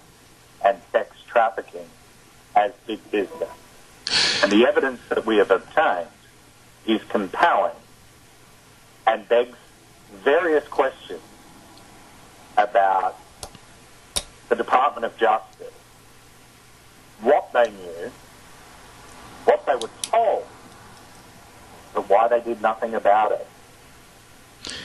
The sinister aspects of this case go on, and there's a million questions that need to be asked. But when you refer to the government, that's kind of a carte blanche, all-encompassing statement. But are there more specifics as to when you say the government, a certain departments, and why would they be involved? I believe it would be intelligence operations, therefore the CIA, the NSA, and others. And the reality is they write gunshot over the President of the United States. Their job in the administration is surveillance of individuals and doing exactly what Epstein was doing. Classic honey trap. You don't think the CIA was notorious for honey traps for decades. It's a classic spying technique, and I believe that Epstein and Maxwell were, for 3 decades, a protected class, either by the United States or a United States ally told them, hands off. When you talk about a hands-off, I want to go back a little bit, and I want to talk about Bill Clinton and Hillary Clinton with their involvement in some very shady deals and operations through their many years in politics, stemming all the way from Arkansas until the present time. Bill Clinton, intimate dinner, of course, with Ghislaine Maxwell and her supposed husband. And then, of course, Bill Clinton and many other stories of kind of a dark nature. Along with Bill Clinton, how much of a problem with big money people is this to the point where the actual prosecution of these people might be bought off? I don't think the Department of Justice in Washington was all that thrilled with the prosecution of Jeffrey Epstein by the Southern District, which considers itself somewhat of a sovereign nation and is ruthless about its independence from the overall arching Department of Justice. I don't believe that William Barr was impressed at all with the activities of the Southern District of New York, which is why he moved to oust Jeffrey Berman and wanted to install a political appointee. That obviously backfired, and his deputy, Audrey Strauss, was appointed to head the Southern District of New York, and therefore the investigations into the Epstein sex trafficking ring and Ghislaine Maxwell have continued. Now, whether or not those investigations were done for political reasons, in the belief that they could ensnare someone like the President of the United States, Donald J. Trump, remains unknown. What was the motive of the FDNY to prosecute this case after providing that safe harbor for so long? It's a valid question, and one which I'm not sure we'll ever get the answer to. But what is quite clear is that we don't know the full extent of the conspiracy behind this. We know there was a conspiracy, but we don't know who was involved at the highest levels of government, who turned a blind eye to it, and who sanctioned it. Absolutely. The American people deserve answers for. Absolutely. Your book, Dead Men Tell No Tales, Spies, Lies, and Blackmail, Dylan Howard. Dylan, please tell my audience where they can find this must-read book. Well, they can go to Amazon, Barnes & Noble, all online bookstores. But do me a favor. go to your local bookstore. They're the ones hardest hit during this pandemic, and they could do with the business. Now I want to give a little preview. You said you're also involved with your other writers and other people that work with you and for you in another new book. Can you give us the title and something else to look for as kind of a sequel to what you've written already? That's correct. It is a sequel. We have obtained a treasure trove of documents related to the government's knowledge and existence of the sex trafficking ring. The book is titled Epstein and Maxwell, Inc., How the U.S. Government Used Blackmail and Sex Trafficking as Big Business. It is scheduled for an April release ahead of the July 2021 trial of Ghislaine Maxwell, if it ever gets to that point. But it is a frightening insight into how DC operates, how international spy organizations operate, and does go a long way to providing some of the answers to the questions that I've raised here today. And we will continue to fight, and we will continue with our lawsuit against the FBI, and we will continue to try and get as many pieces of evidence and documents to try and tell the story to the American people, and I think it's a vital story. Absolutely. About the depth of depravity of this conspiracy. Absolutely. I'm honored to have this man on our program, and I'm going to be calling him back in the future for the next book. But this book is called Dead Men Tell No Tales, Spies, Lies, and Blackmail, written by Dylan Howard. Dylan, thank you very much for coming on my program. The best of success, and I hope you'll come back in the future. Anytime. Thank you very much. Thank you, sir. Wow. I mean, it kind of gives you goosebumps thinking about all the big money people and all the covert activities that were going on with Epstein and Ghislaine Maxwell and former President Bill Clinton and many, many other high, well-known names.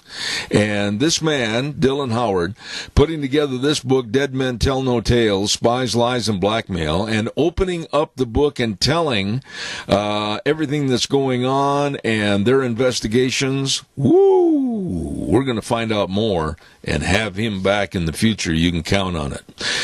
I better go to the weather forecast, and the weather is brought to you this hour by Phillips, Oaks, Goodwin, Crane, and Company. And, of course, they are the professionals when it comes to accounting services, and they have been for well over 50 years. That's right, in the Mini-Cash area and beyond. The very best of tax return preparation, tax planning, business consulting, bookkeeping services, retirement planning, all of this and so much more.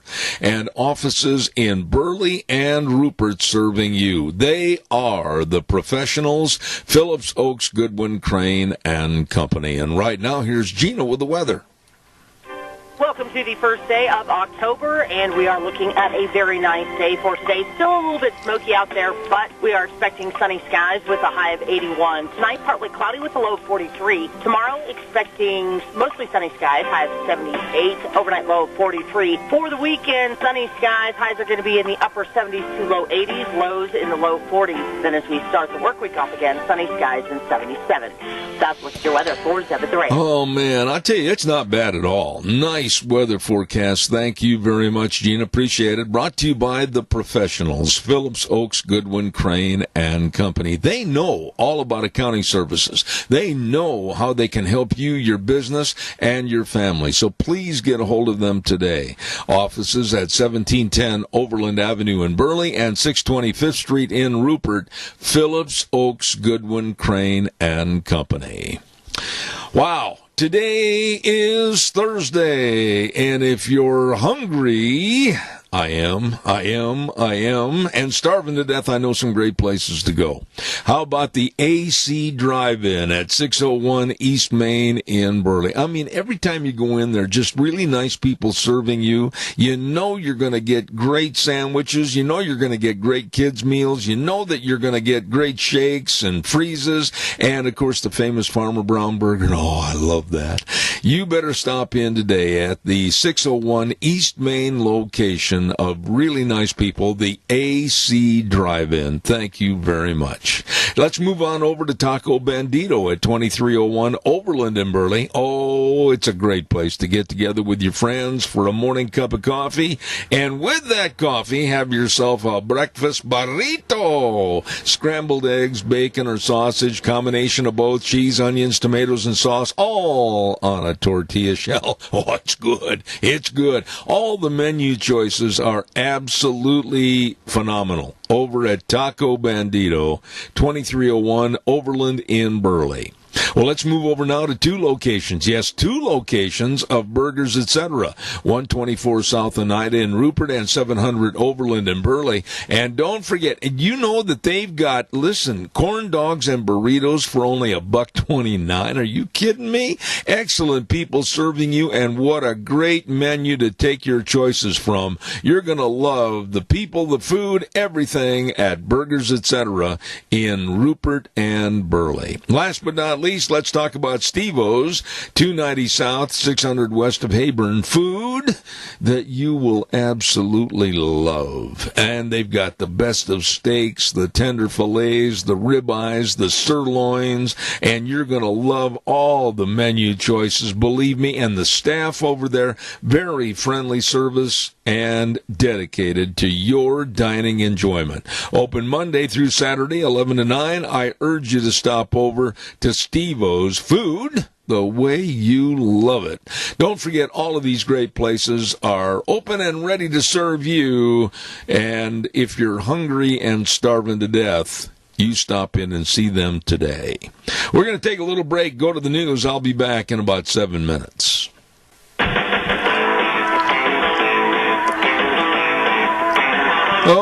Here we go into the last hour of our program for this Thursday, October 1st. Glad to have you aboard. Thank you very much to our major sponsor, your Magic Valley Les Schwab Tire Centers. All 7 locations serving you with a very safe, clean environment and, of course, the best in tires. Along with our friends at Burley Physical Therapy and Rehabilitation at 1263 Bennett Avenue, Suite 2 in Burley, helping you get back to being you. Want to remind everybody real quick before we go to our next segment about 7K Metals. Yes, you can help yourself build your financial security and future.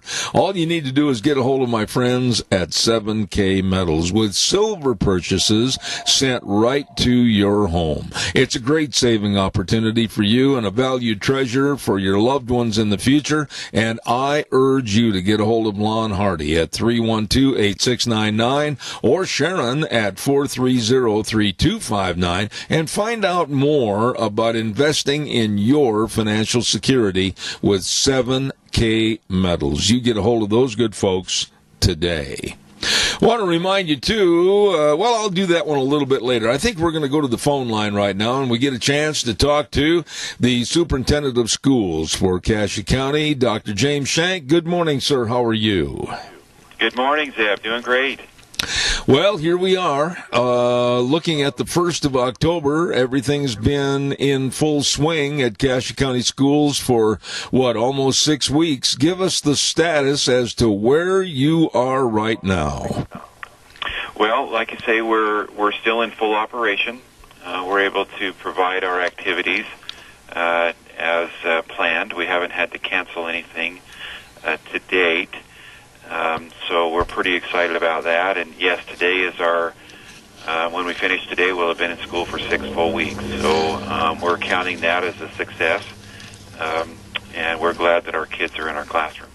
You know, Dr. Shank, it goes without saying, my feelings about COVID-19, coronavirus, whatever you want to call it, I'm developing a lot of animosity about the virus itself and the way, some ways that it's being handled. My feeling is that it's a virus.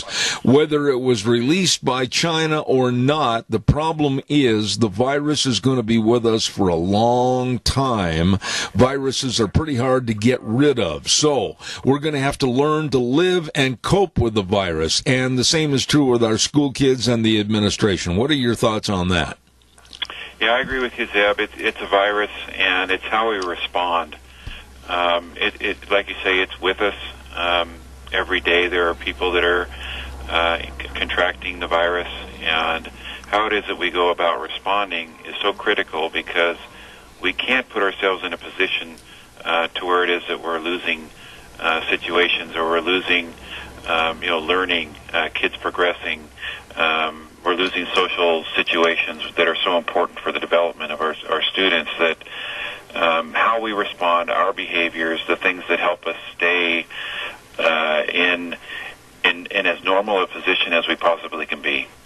You know, I was watching a segment on the news this morning, a mother and her son that's a senior back in New Jersey, and that one town decided to cancel all the sporting activities, etc., and her son was one of the top-rated quarterback football players in the entire state, with the hope of using a scholarship to go on to college. We're taking away from our kids something that they can never, ever get back again. Would you agree? Yeah, I agree. Just look at last spring. We did not have athletics last spring because we went into soft closure. That's you can't get that back. And so how we respond and the struggles around with that are important. Our efforts should be to always, what can we do to stay open, not rush to what can we do to close. Yeah, that's really well put. What can we do more to stay open and give these kids the education, not only in the classroom, but also how to work and live with their peers and sports and athletics and all the opportunities that kids need to have a well-balanced life. I just think that the government, and I will say this just purely from my own opinion, it's too easy to have a shutdown, close down than it is to look for other alternatives. I don't know if you agree with me or not. Yeah, I do. Well, that's been our position. We went through soft closure. By April, May, we're trying to figure out how we can come back, because we're seeing what we're losing. And your reference to the mother with the ball player that has the scholarship, and they were planning on that. They were working hard. All of the effort that went in to try to get a scholarship is huge, and so to have that diminished or whatever happened with them is just it's tragic, and we feel bad and don't want that to happen. So what do we got to do to make sure it doesn't? Absolutely. Dr. Shank, what is the attitude in the school systems right now, as far as you're concerned, from the teachers and the kids in regards to this pandemic? What are they saying, what are they feeling, and what are they expressing to you? Well, my observations and the things that have been communicated to me is that students are very happy to be back in school. There is a sense of they know what they lost last spring. They've come back together. They're socializing. They're very, very happy. And I would say that as our staff, too, that, this is the work that they chose to do as a career, and so to be held out from doing that it was a struggle. And now that they're back able to practice their craft with the students that they want to work with and have great relationships with, there's a happiness and a normalization that's come back into play. So that's the comments that I'm getting, that they're pleased to be there. And I can tell you a statistic that kind of typically will weigh out how kids are feeling in school, and that's how many suspensions we're having. And so any given year in the fall, there'll be those that might not be as too thrilled to be back in school, and there might be some misbehaviors around that. And so, you'll watch that suspension rate. You'll watch how discipline's being meted out and that sort of thing. Zeb, I'm telling you, I've never seen this in my career, but we have not had a suspension in school for 6 weeks. Oh, my. And that is an incredible statistic. It just is. We bring 5,600 kids to school every day, and we're not having the discipline matters that we have. That tells me that kids are pleased to be back in school. Do you see things are going well? Do you see, Dr. Shank, a similar camaraderie, a similar visitation with the peer groups, or are kids cognizant and trying to stay away from each other? What do you see in the hallways, etc.? Well, they're kids. I see a lot of normal, which we want. So when they're passing in the hallways and they're doing what kids typically do, you look at that in terms of the social distancing criteria that we have, 6 feet, 15 minutes. And so you're not going to get that in a passing type situation. It doesn't exist. And so, we want things to be as normal. We want kids to be happy. And that's what we're seeing.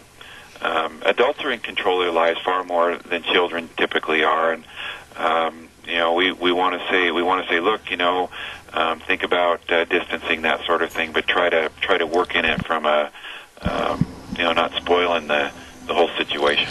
Let me ask you this. I would imagine, now I'm making a supposition here, Dr. Shank, and tell me if I'm wrong, but every day or at the end of every week, I would imagine that you as the superintendent and others on the school board and your teachers, I'm sure that you probably get input from all of these factions, and you have to kind of fine-tune this program as you go along. Is that correct? Yes, we make adjustments. We have to. We're in a situation where things change on a daily basis, and we make those adjustments as needed as they come to our attention. There are things that we could not have perceived that are going on with some of this COVID response, and some of the people that want to give us comment and input about that, we listen and we respond to the best of our ability. But we also, we need to take lots of things into consideration when we're doing that, and not everything is clear-cut and dried out. You bring up an interesting point right here I'd like to elaborate on a little bit, if you don't mind. The parents, are you getting mostly positive approaches to the handling of this problem? What's their input? Their input is, and I'll be frank, most of the input when a child is quarantined because of close contact is frustration. They want their students to be in school. We're trying to balance the needs of everybody. And when there's a contraction, a positive case, we have to walk through that quarantine and work to keep people safe and then bring kids back as quickly as we possibly can. The frustration is in the number of days out. And why do they have to be out for X number of days? And we're following the guidance that's provided to us by our health district and those CDC types of things. And I don't disagree with the folks when they're frustrated. It's very hard to not see it from their point of view. And we try to work through it the best that we can. We don't want to put kids out. Absolutely. I say that very clearly. Our business is to be in school, not to be out. Absolutely. When you look ahead and a projection through this school year going into 2021 and next spring, and everybody leaves the door for the last time in May or June, and then you've got a plan for the upcoming year again going into the school fall year of 2021. Boy, I would imagine that you're hoping and praying that there's a better kind of a fail-safe plan that's put out and a guideline that's put out that you can better operate your school system. Yeah, for certain, and we learn every day on how to do things better. But as we look forward to it, of course, the hope is that there'll be some sort of vaccine or some sort of medical process that's going to alleviate the pressure. And when that happens, and I want to say when, that there's some improvement that's made in working through COVID, then we can get to that point where school can be normalized more, and all we're worrying about is school rather than every day are we going to have X number of cases be presented to us and have to respond. That's part of our work every day. Dr. Shank, I think in fairness to this situation, you have other things that have to be addressed other than just COVID-19. So what are some of the other issues in 6 weeks into a school year that you're concerned about that you'd like to elaborate on quickly here? Sure. You can't lose a semester of learning and not have that show up in students' ability to progress in the fall. So when we look at our early assessments, we're noticing that there's a gap, there's a loss in learning, and so the idea is you got to pick up the pieces and move kids forward as fast as you possibly can. That's one of the greater impacts that we're seeing. Absolutely. Like a first grade student didn't get half a kindergarten last year. They're going to come into first grade without those basics that they missed. Boy, I tell you what, we've got a caller with a quick question before we wrap up this segment. Caller, quickly, you're on the air. Thank you. Well, I had a lot of children go through the Cassia County school system, and grandchildren, in fact, right now. And so when I drive by Dvorak School, there's no mask, no social distancing, and I see that it's, the children really, they may be asymptomatic. The way I understand it, they don't really give it to anybody else, but, I guess there's debate over that. I don't know how much you're testing. I haven't heard because I wasn't able to listen to the whole segment, but I know that if we could test for every disease, for every child, for time and eternity, and we would never leave our home. Children's immune systems are strong, and they're vital, and they will recover, or they may never even get it or give it to anybody else. I mean, how long are we going to continue to worry about COVID before it affects our lives? We got to go on with living, don't we? And here I heard that in California and New York, it's strictly a political thing. The two biggest school districts in those states are going to start testing. Well, to me, it's just a political stunt. And, are we going to ever allow ourselves to get back to normal? I'll hang up. Respond to the caller, please, Dr. Shank. Well, he brings up a lot of points, and I guess the final comment is my intention is to have school as normal as we possibly can. COVID is a barrier to what we're trying to accomplish, and so we need to eliminate that barrier. We need to recognize that it's with us, how we respond, how it is that we deal with it so that we can stay open. I can't speak to what other school systems in California or other states are doing and whether there's a political play in that. But they're going to do what they're going to do, and we got to do what we're going to do. And Cassia County School District doesn't have a mask mandate to date, and so we're asking people to social distance 6 feet, 15 minutes to the best of their ability. And there are going to be circumstances when that's certainly not possible. But that's kind of the pattern that we're using to try to keep the virus from spreading further than it has already. There's no argument among scientists when it comes to children and the impact on it's hardly there. But as adults, what are we doing to try to make sure that we're not causing a bigger issue with the kids? Very well stated, and I'm flat out of time. Caller, I'm sorry, I'm going to have to curtail this segment right now, and I want to thank Dr. James Shank with the Superintendent of Cassia County Schools. You always are a straight shooter. I respect that and appreciate it. Thank you for being on the program this morning. Thank you, Zeb. We'll talk to you soon. All right, sir. Thank you very much. And to the caller, I apologize, but I'm just flat out of time. Appreciate that. I want to remind everybody about Lee's Furniture, Floors, and More at 459 Overland in Burley. Have you been in there? Well, if you haven't, take the time and go in and visit with Jeff and the rest of the staff. They know and can help you with everything as far as beautification and comfortization of your home.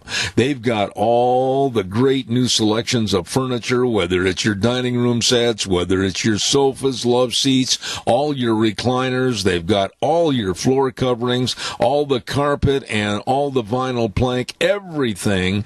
And, of course, the window coverings. You're going to be spending a lot more time in the house during these next couple of months. So be sure and stop in at Lee's Furniture, Floors, and More. 459 Overland in Burley. They are waiting to serve you. Right now, ladies and gentlemen, I got a little frog in my throat, so bear with me.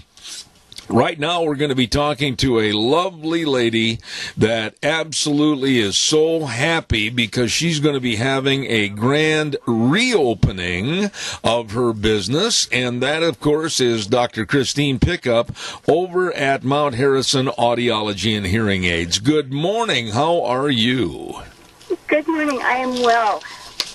How are you? I'm just perfect. And you know what? You, of course, helped me with my hearing problem, and I'm very appreciative of that. And you recently moved to a better and bigger location on the Minidoka Hospital campus. So why don't you tell everybody where you are so they can come over for the grand opening?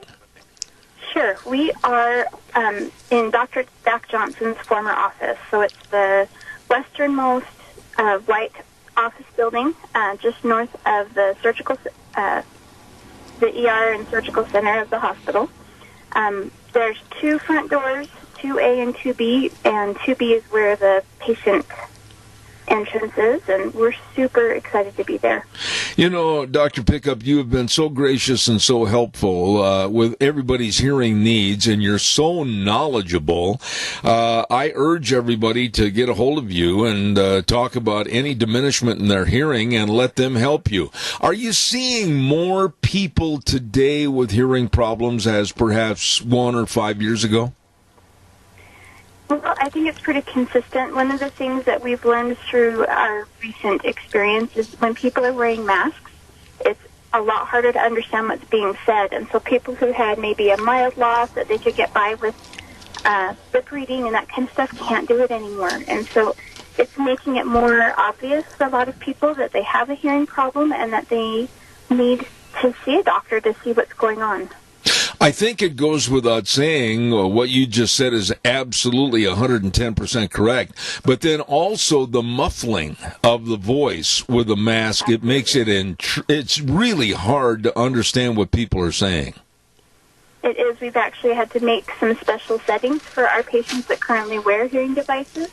We call it our mask setting that gives a little boost to help overcome the muffle. You know, let me ask you this. You've been in the audiology and hearing business, if you will, and profession for a long time, and you really understand all about hearing. And stress to the audience that if they do notice a diminishment in their hearing, not to put it off. They should call you for a hearing screening. Absolutely. You hear the term use it or lose it, and it's absolutely true with our hearing as with other parts of our health. The sooner we get figure out what's happening, the sooner we can start treatment, the better results we have. And so it's an amazing thing to be able to hear better, to be able to not have that worry that you're missing an important part of the conversation, feeling like you're being left out because you can't follow what's happening. Those are real troubling things that we can do something about. Absolutely. Now, let's talk a little bit about all the fun and festivities next Wednesday at your new location. Why don't you give us all the parameters, all the particulars as to what's going to happen over there? Sure. We are starting the party at 2:30 in the afternoon. We're going to go till 5:30. We are excited to have Dr. Chase Nelson, who's the new ENT with Minidoka Memorial Hospital, is going to be there, so you can come and meet him. We have a new screening tool for cognitive health, and normally it's a $35 test. You get to do it for free, so come get your free screening. We're going to have treats. We're going to have a raffle giveaway. We're going to be careful, of course. If you feel like you need a mask or social distancing, all that kind of stuff, we are going to honor what everybody needs to do. But we're so excited to be able to have you come see our larger office. We've doubled our capacity. We have a new hearing booth that's twice as large as the last one, and just really thrilled to be able to let people know what we can do for them. I tell you what, I'm so impressed with what you do and how you do it and your vast knowledge of hearing and audiology in general. And like I said, you've helped me, and I know you can help a lot of people that have had a diminishment in their hearing. I urge everybody to get over there next Wednesday from 2:30 to 5:30 for the grand opening of their new location of Mount Harrison Audiology and Hearing Aids. Chris, final thoughts. What about your business, and what would you like to leave the audience listening to you this morning? Oh, gosh. Well, we're just excited to be able to expand our services. We have 2 full-time doctors now. We have one that comes part-time as needed.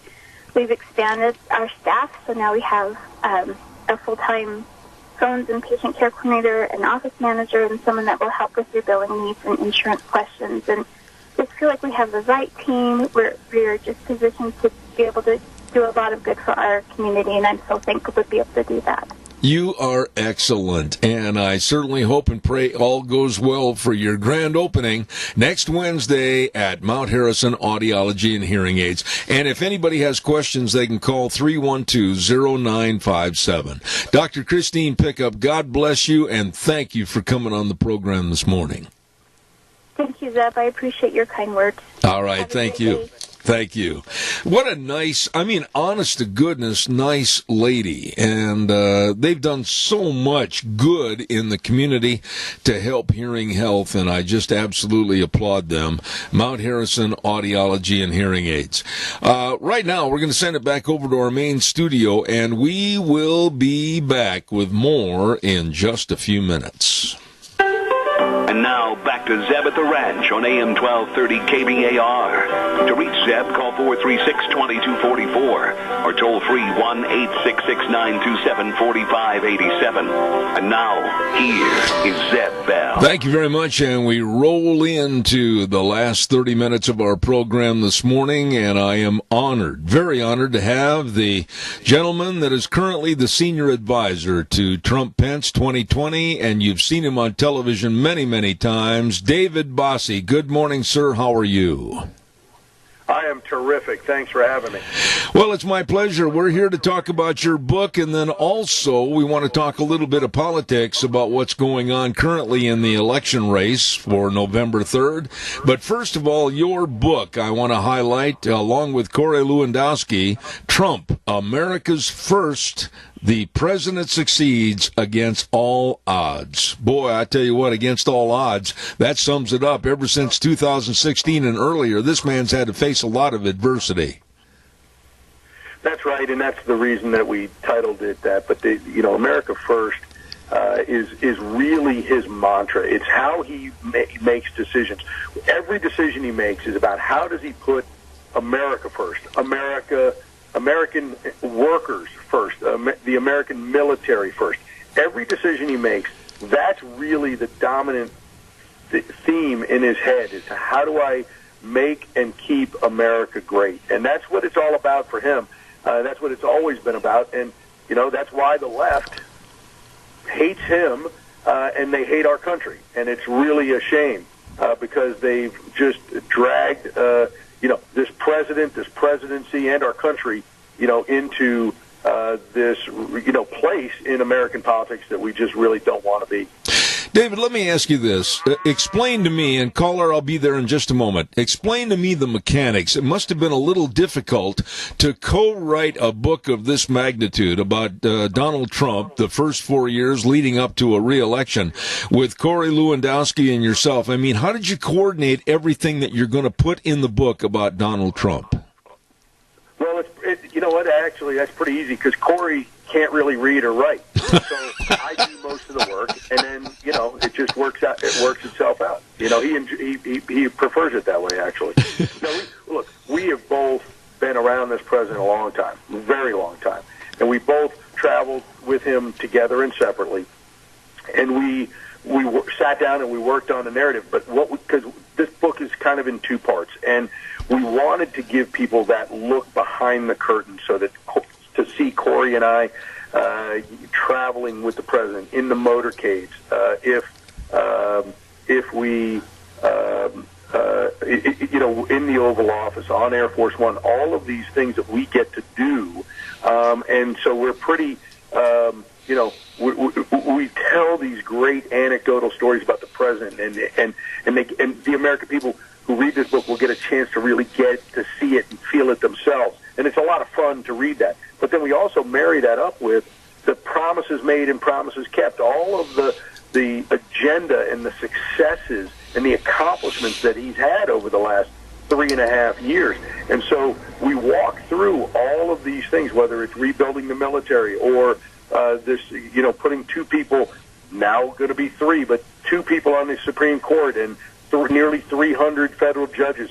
All of these things, rebuilding the economy, all of these things are in the book. So people read it, and they're going to be able to get the ammunition that they need so that they can talk to their friends, families, and neighbors about why they should vote for Donald Trump and why his list of accomplishments and his agenda are more important than the style points that the mainstream media are trying to get people to listen to. Absolutely. They talked over this guy, and this guy said that. That's not what we care about. We care about the policies and the content of what it is they're going to do for the American people. We have a caller with a question. Caller, quickly, your comments. Yeah, there's a website called whitehouse.gov where you can leave a message for the president. Does he read those?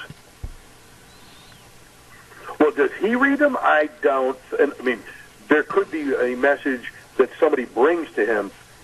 He doesn't use a computer. But the staff at the White House definitely goes through them and reads them and takes to him sentiment, or they may take to him in a specific email, but they're keeping their eye on it so that they have their finger on the pulse of the country and what's important, what are the issues, what are they learning from that website. So the staff, which is enormous, takes it very seriously, and I know that they inform the president of what is on there. Thank you, caller. I appreciate your call. And David, I want to get back into the mechanics not only of the book, but I want to talk to you about currently, right now, we're about, 32 days away from the election. We had the debate the other night. The left-wing media came out and really blasted and condemned President Trump for his handling of that debate. Hardly anything was said about Biden, calling him a clown and other names and telling him to shut up. Very unprofessional and unpresidential. But this slant is always towards the left. Do you think this president can gain re-election with all the bad press that's occurring right now every day? 100%. He not only can, he's going to. He has put up with the same exact thing for the last 4 years. We went through this exact same dance in 2016 with Hillary Clinton, with the polling being completely wrong and off, with then Hillary Clinton trying to win this race by hook or by crook, whether it was using the fake Russia story to create a narrative that the president was colluding with the Russians, which of course was totally false. The Obama and Biden administration ran an investigation through the FBI with James Comey and Hillary Clinton right out of the Oval Office. These people will stop at nothing to try and destroy this president. And so, that was when he was president-elect, what they did. And so nothing is beyond the pale. And so they use this polling data that the mainstream media uses really as a kind of to keep our vote down, a voter suppression effort to try to demoralize the Trump base, and it's just not going to work. You've seen our people are out there every day, whether it's a boat parade, a truck parade, card, golf cart, it doesn't matter. The American people are highly enthusiastic about this president, and they're showing it in their own way. These are things that the campaign has nothing to do with. Let me ask you this. When you wrote this book, and I have not had a chance to peruse the different chapters, etc., but did you write it all about sometimes the fake media, the fake news, and the fake polling?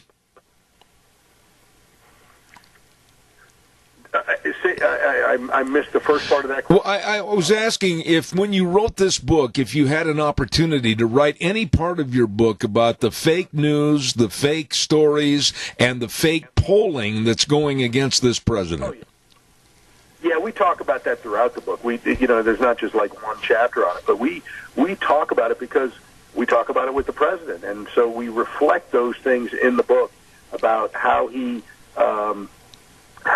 has been, treated by the media, by the polling, by the pollsters, how they lie. They create these false narratives to try to make the American people think one thing when it's in fact the exact opposite. So we're really excited about the book because it gives people a one-stop shop where they can read it. It's a fun read. It's a lot of fun to get to kind of go behind the curtain. But it's also important from the content of what his successes have been, what his agenda is for the future for this country.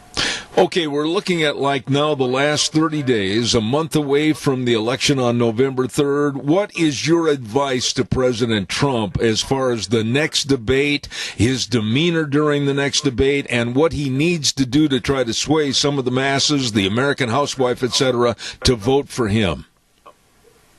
Yeah, well, first of all, the president, is currently living rent-free in Joe Biden's head because he got under his skin and in his head in this last debate. And he did the exact same thing to Hillary Clinton in the first debate in 2016. People can remember just 4 years ago, the day after the debate, the week after the debate, the mainstream media, the pollsters, the all the brilliant people in America they're on TV, the pundits, all said Donald Trump lost. All said that Donald Trump embarrassed himself. Paul Ryan, the Republican Speaker of the House, ran for the hills. Okay? This guy is a fighter, and he fought Hillary Clinton and won, and he's going to fight Joe Biden and win. That's just the way it is. And I got to tell you, it's not going to be a surprise to me, I can assure you, on election night when he wins. And we have a path to 270 that is crystal clear to us. The mainstream media wants to make it, the polling data here, the polling data there, national polling. We don't care. We don't care what their polling says because their methodology is so broken. And it was broken in 2016, and they have not fixed it. And so that's just the way it is. We have an enormous advantage in our voter intensity, and that is not reflected in the methodology that they are creating. So and what we're going to be able to do in the Hispanic community, and what we're going to be able to do in the Black community across the country in increasing our numbers there, it's just going to be amazing to watch. And I think that's going to shock the world. It's going to shock the pollsters once again. They'll have to admit they're wrong again. So we're looking forward to Election Day because this president's record is going to get him reelected. Let me ask you this question. How concerned are you right now, David, with the credibility and the honesty of this next election, with all the hubbub on the mail-in ballots and all this other misinformation? It's terrible. It's terrible, and this is a very important point. We've had tough elections before. We've had elections with a lot of animosity and angst and anger. We've had tough, close elections in America before. But we've never had a question over the integrity of the vote. Somebody wins, somebody loses. And that's just the way it's always been. And you look at Bush v. Gore, I mean, that was incredibly close. Can you imagine if we had the mail-in ballot thing? What's really troubling about mail-in ballots, and this is really what people have to consider, we, years from now, may get to a point where we can have mail-in ballots. But you can't change the rules in midstream and force mail-in ballots when we don't have the capacity to handle it. That's there are right. no rules, no laws, no regulatory oversight for the mail-in ballots. These things are being found in dumpsters and in trash cans and in rivers and in ravines. The Postal Service is showing us videotape where crates of mail-in ballots are showing up at apartment complexes. People are showing us online every single day.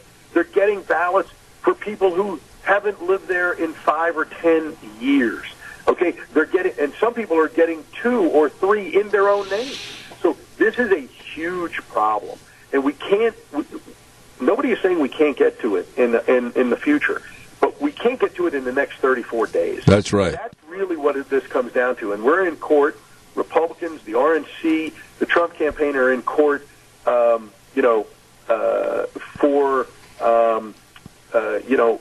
to make sure that we have and we fight for ballot security. The Democrats, they just want to stuff the ballots. They want to harvest ballots.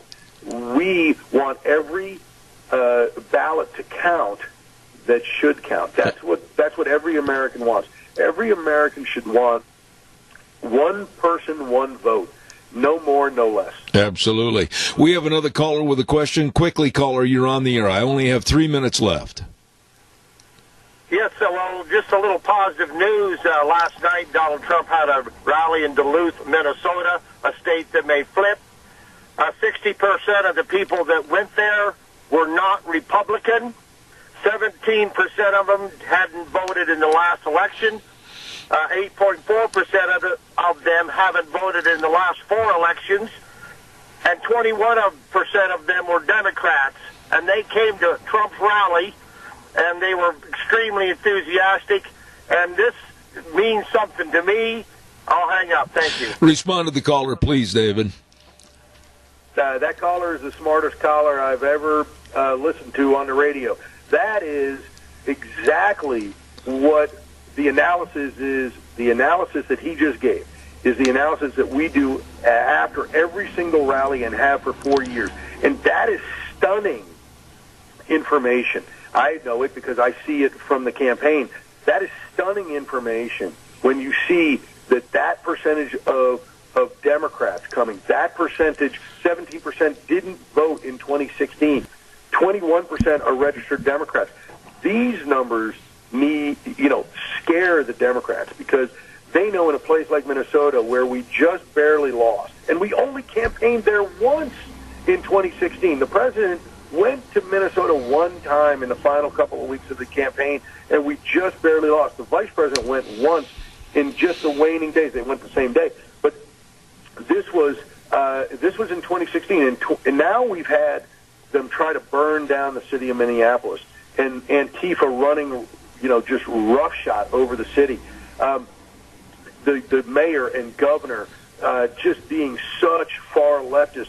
They don't want law and order, and they are allowing. And then they put in for Minneapolis to get federal tax dollars to help rebuild their city. That's President Trump's like, yeah, you guys let it burn down. You didn't call in the National Guard. I would have solved this for you in minutes. The federal taxpayers are not paying for your mistakes, and that's what we need. We need the people, the constituents of theirs, the governor and the mayors, to have to eat that so that they vote these people out. That's what this is about, and we have Minnesota within grasp, and we're going to fight for every single vote in Minnesota and every single vote in Michigan and Wisconsin and in Pennsylvania, because our path to 270 is very clear. And we won 3 of 4 of those, and we came very close in Minnesota, as I said, in 2016. We only have to win 1, in my opinion, this year. We only have to win 1 of those 4, and we get to 270, and that is the end game for us, getting to 270. Absolutely.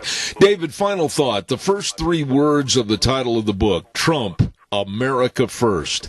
That's an attitude that is not prevalent in this country like it used to be. We've lost the pride in America and being an American, and I salute you for saying that title, Trump, America First. The president succeeds against all odds. How come you chose that title?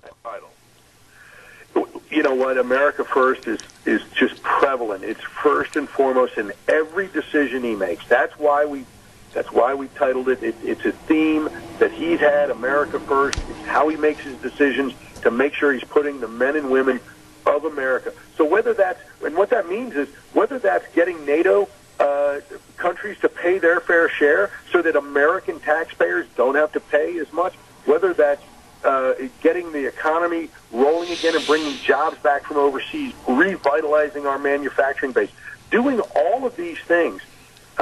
Every single policy is made and created with America first, and that's what this president is. He's a proud American, and that's one of the reasons that he's going to get reelected. I'm going to go out and get a copy of the book today. Please, David, tell everybody where they can find a copy of the book Trump, America First. Well, thank you very much for that, and folks can find it on Amazon.com, BarnesandNoble.com. Please go order it today. It's in all your bookstores, local bookstores, and we'd love to have you read it and let us know what you think. I have a sneaking suspicion you're not going to get very much rest in the next 30 days, my friend. I hope not. We're fighters. We're warriors for this president. We're going to keep fighting till the very last minute. David Bossie, God bless you, and thank you for coming on the program. Thank you so much. Thank you, sir. Yes, sir. David Bossie, of course, the senior advisor to Trump Pence for this year, 2020, and the co-author, along with Corey Lewandowski, of the book called Trump, America First. The President Succeeds Against All Odds. Holy smokes, I better succeed against all odds. I've got to get things going here. I'm running a little bit late. I want to thank David Bossie for coming on the program. Edith's Cafe, don't forget, they're located at 144 East Highway 81 in Burley, right across from the golf course, and they've got delicious, delicious food. Oh, let me tell you, they're open Tuesday through Thursday, 11 to 8, Fridays and Saturdays, 11 to 9, and they've got it, and they do catering too. Oh my goodness, they've got everything over there, every sandwich, all the way to the steak dinners, absolutely delicious and phenomenal. I urge you to call your friends and neighbors, your relatives, everybody enjoy a great meal at Edith's Cafe, 144 East Highway 81 in Burley. If you need catering or takeouts, don't forget 878-2248, Edith's Cafe. Wow, it is a great place to go eat, let me tell you that. Hey, Scarro's Meat's going to bring us the weather forecast right now. And they're located at 331 North Road, Jerome. The telephone number to call, 324-7657. And believe me, you can go to their website and check out all the delicious meats, scarrowsmeats.com. I mean, whether it's all the hams, and we're getting into that season again, or whether it's the delicious turkeys and all the marinated pork ribs, tri-tip, all the different flavors of bacon and sausages and bratwurst. Oh, the list goes on. You're going to absolutely love all the meats that are from our dear friends at Scarro's Meats in Jerome. Right now, here's Gina with the weather. Welcome to the first day of October, and we are looking at a very nice day for today. Still a little bit smoky out there, but we are expecting sunny skies with a high of 81. Tonight, partly cloudy with a low of 43. Tomorrow, expecting mostly sunny skies, high of 78, overnight low of 43. For the weekend, sunny skies, highs are going to be in the upper 70s to low 80s, lows in the low 40s. Then as we start the work week off again, sunny skies in 77. That's look at your weather for Zebra Durant. She does a great job with that weather, and we appreciate it. Gina, thank you. And the weather forecast this hour brought to you by Scarro's Meats, 331 North Road, Jerome. Don Scarrow and his excellent crew serving you. The number to call, 324-7657, and they are changing the way we eat, one delicious bite at a time.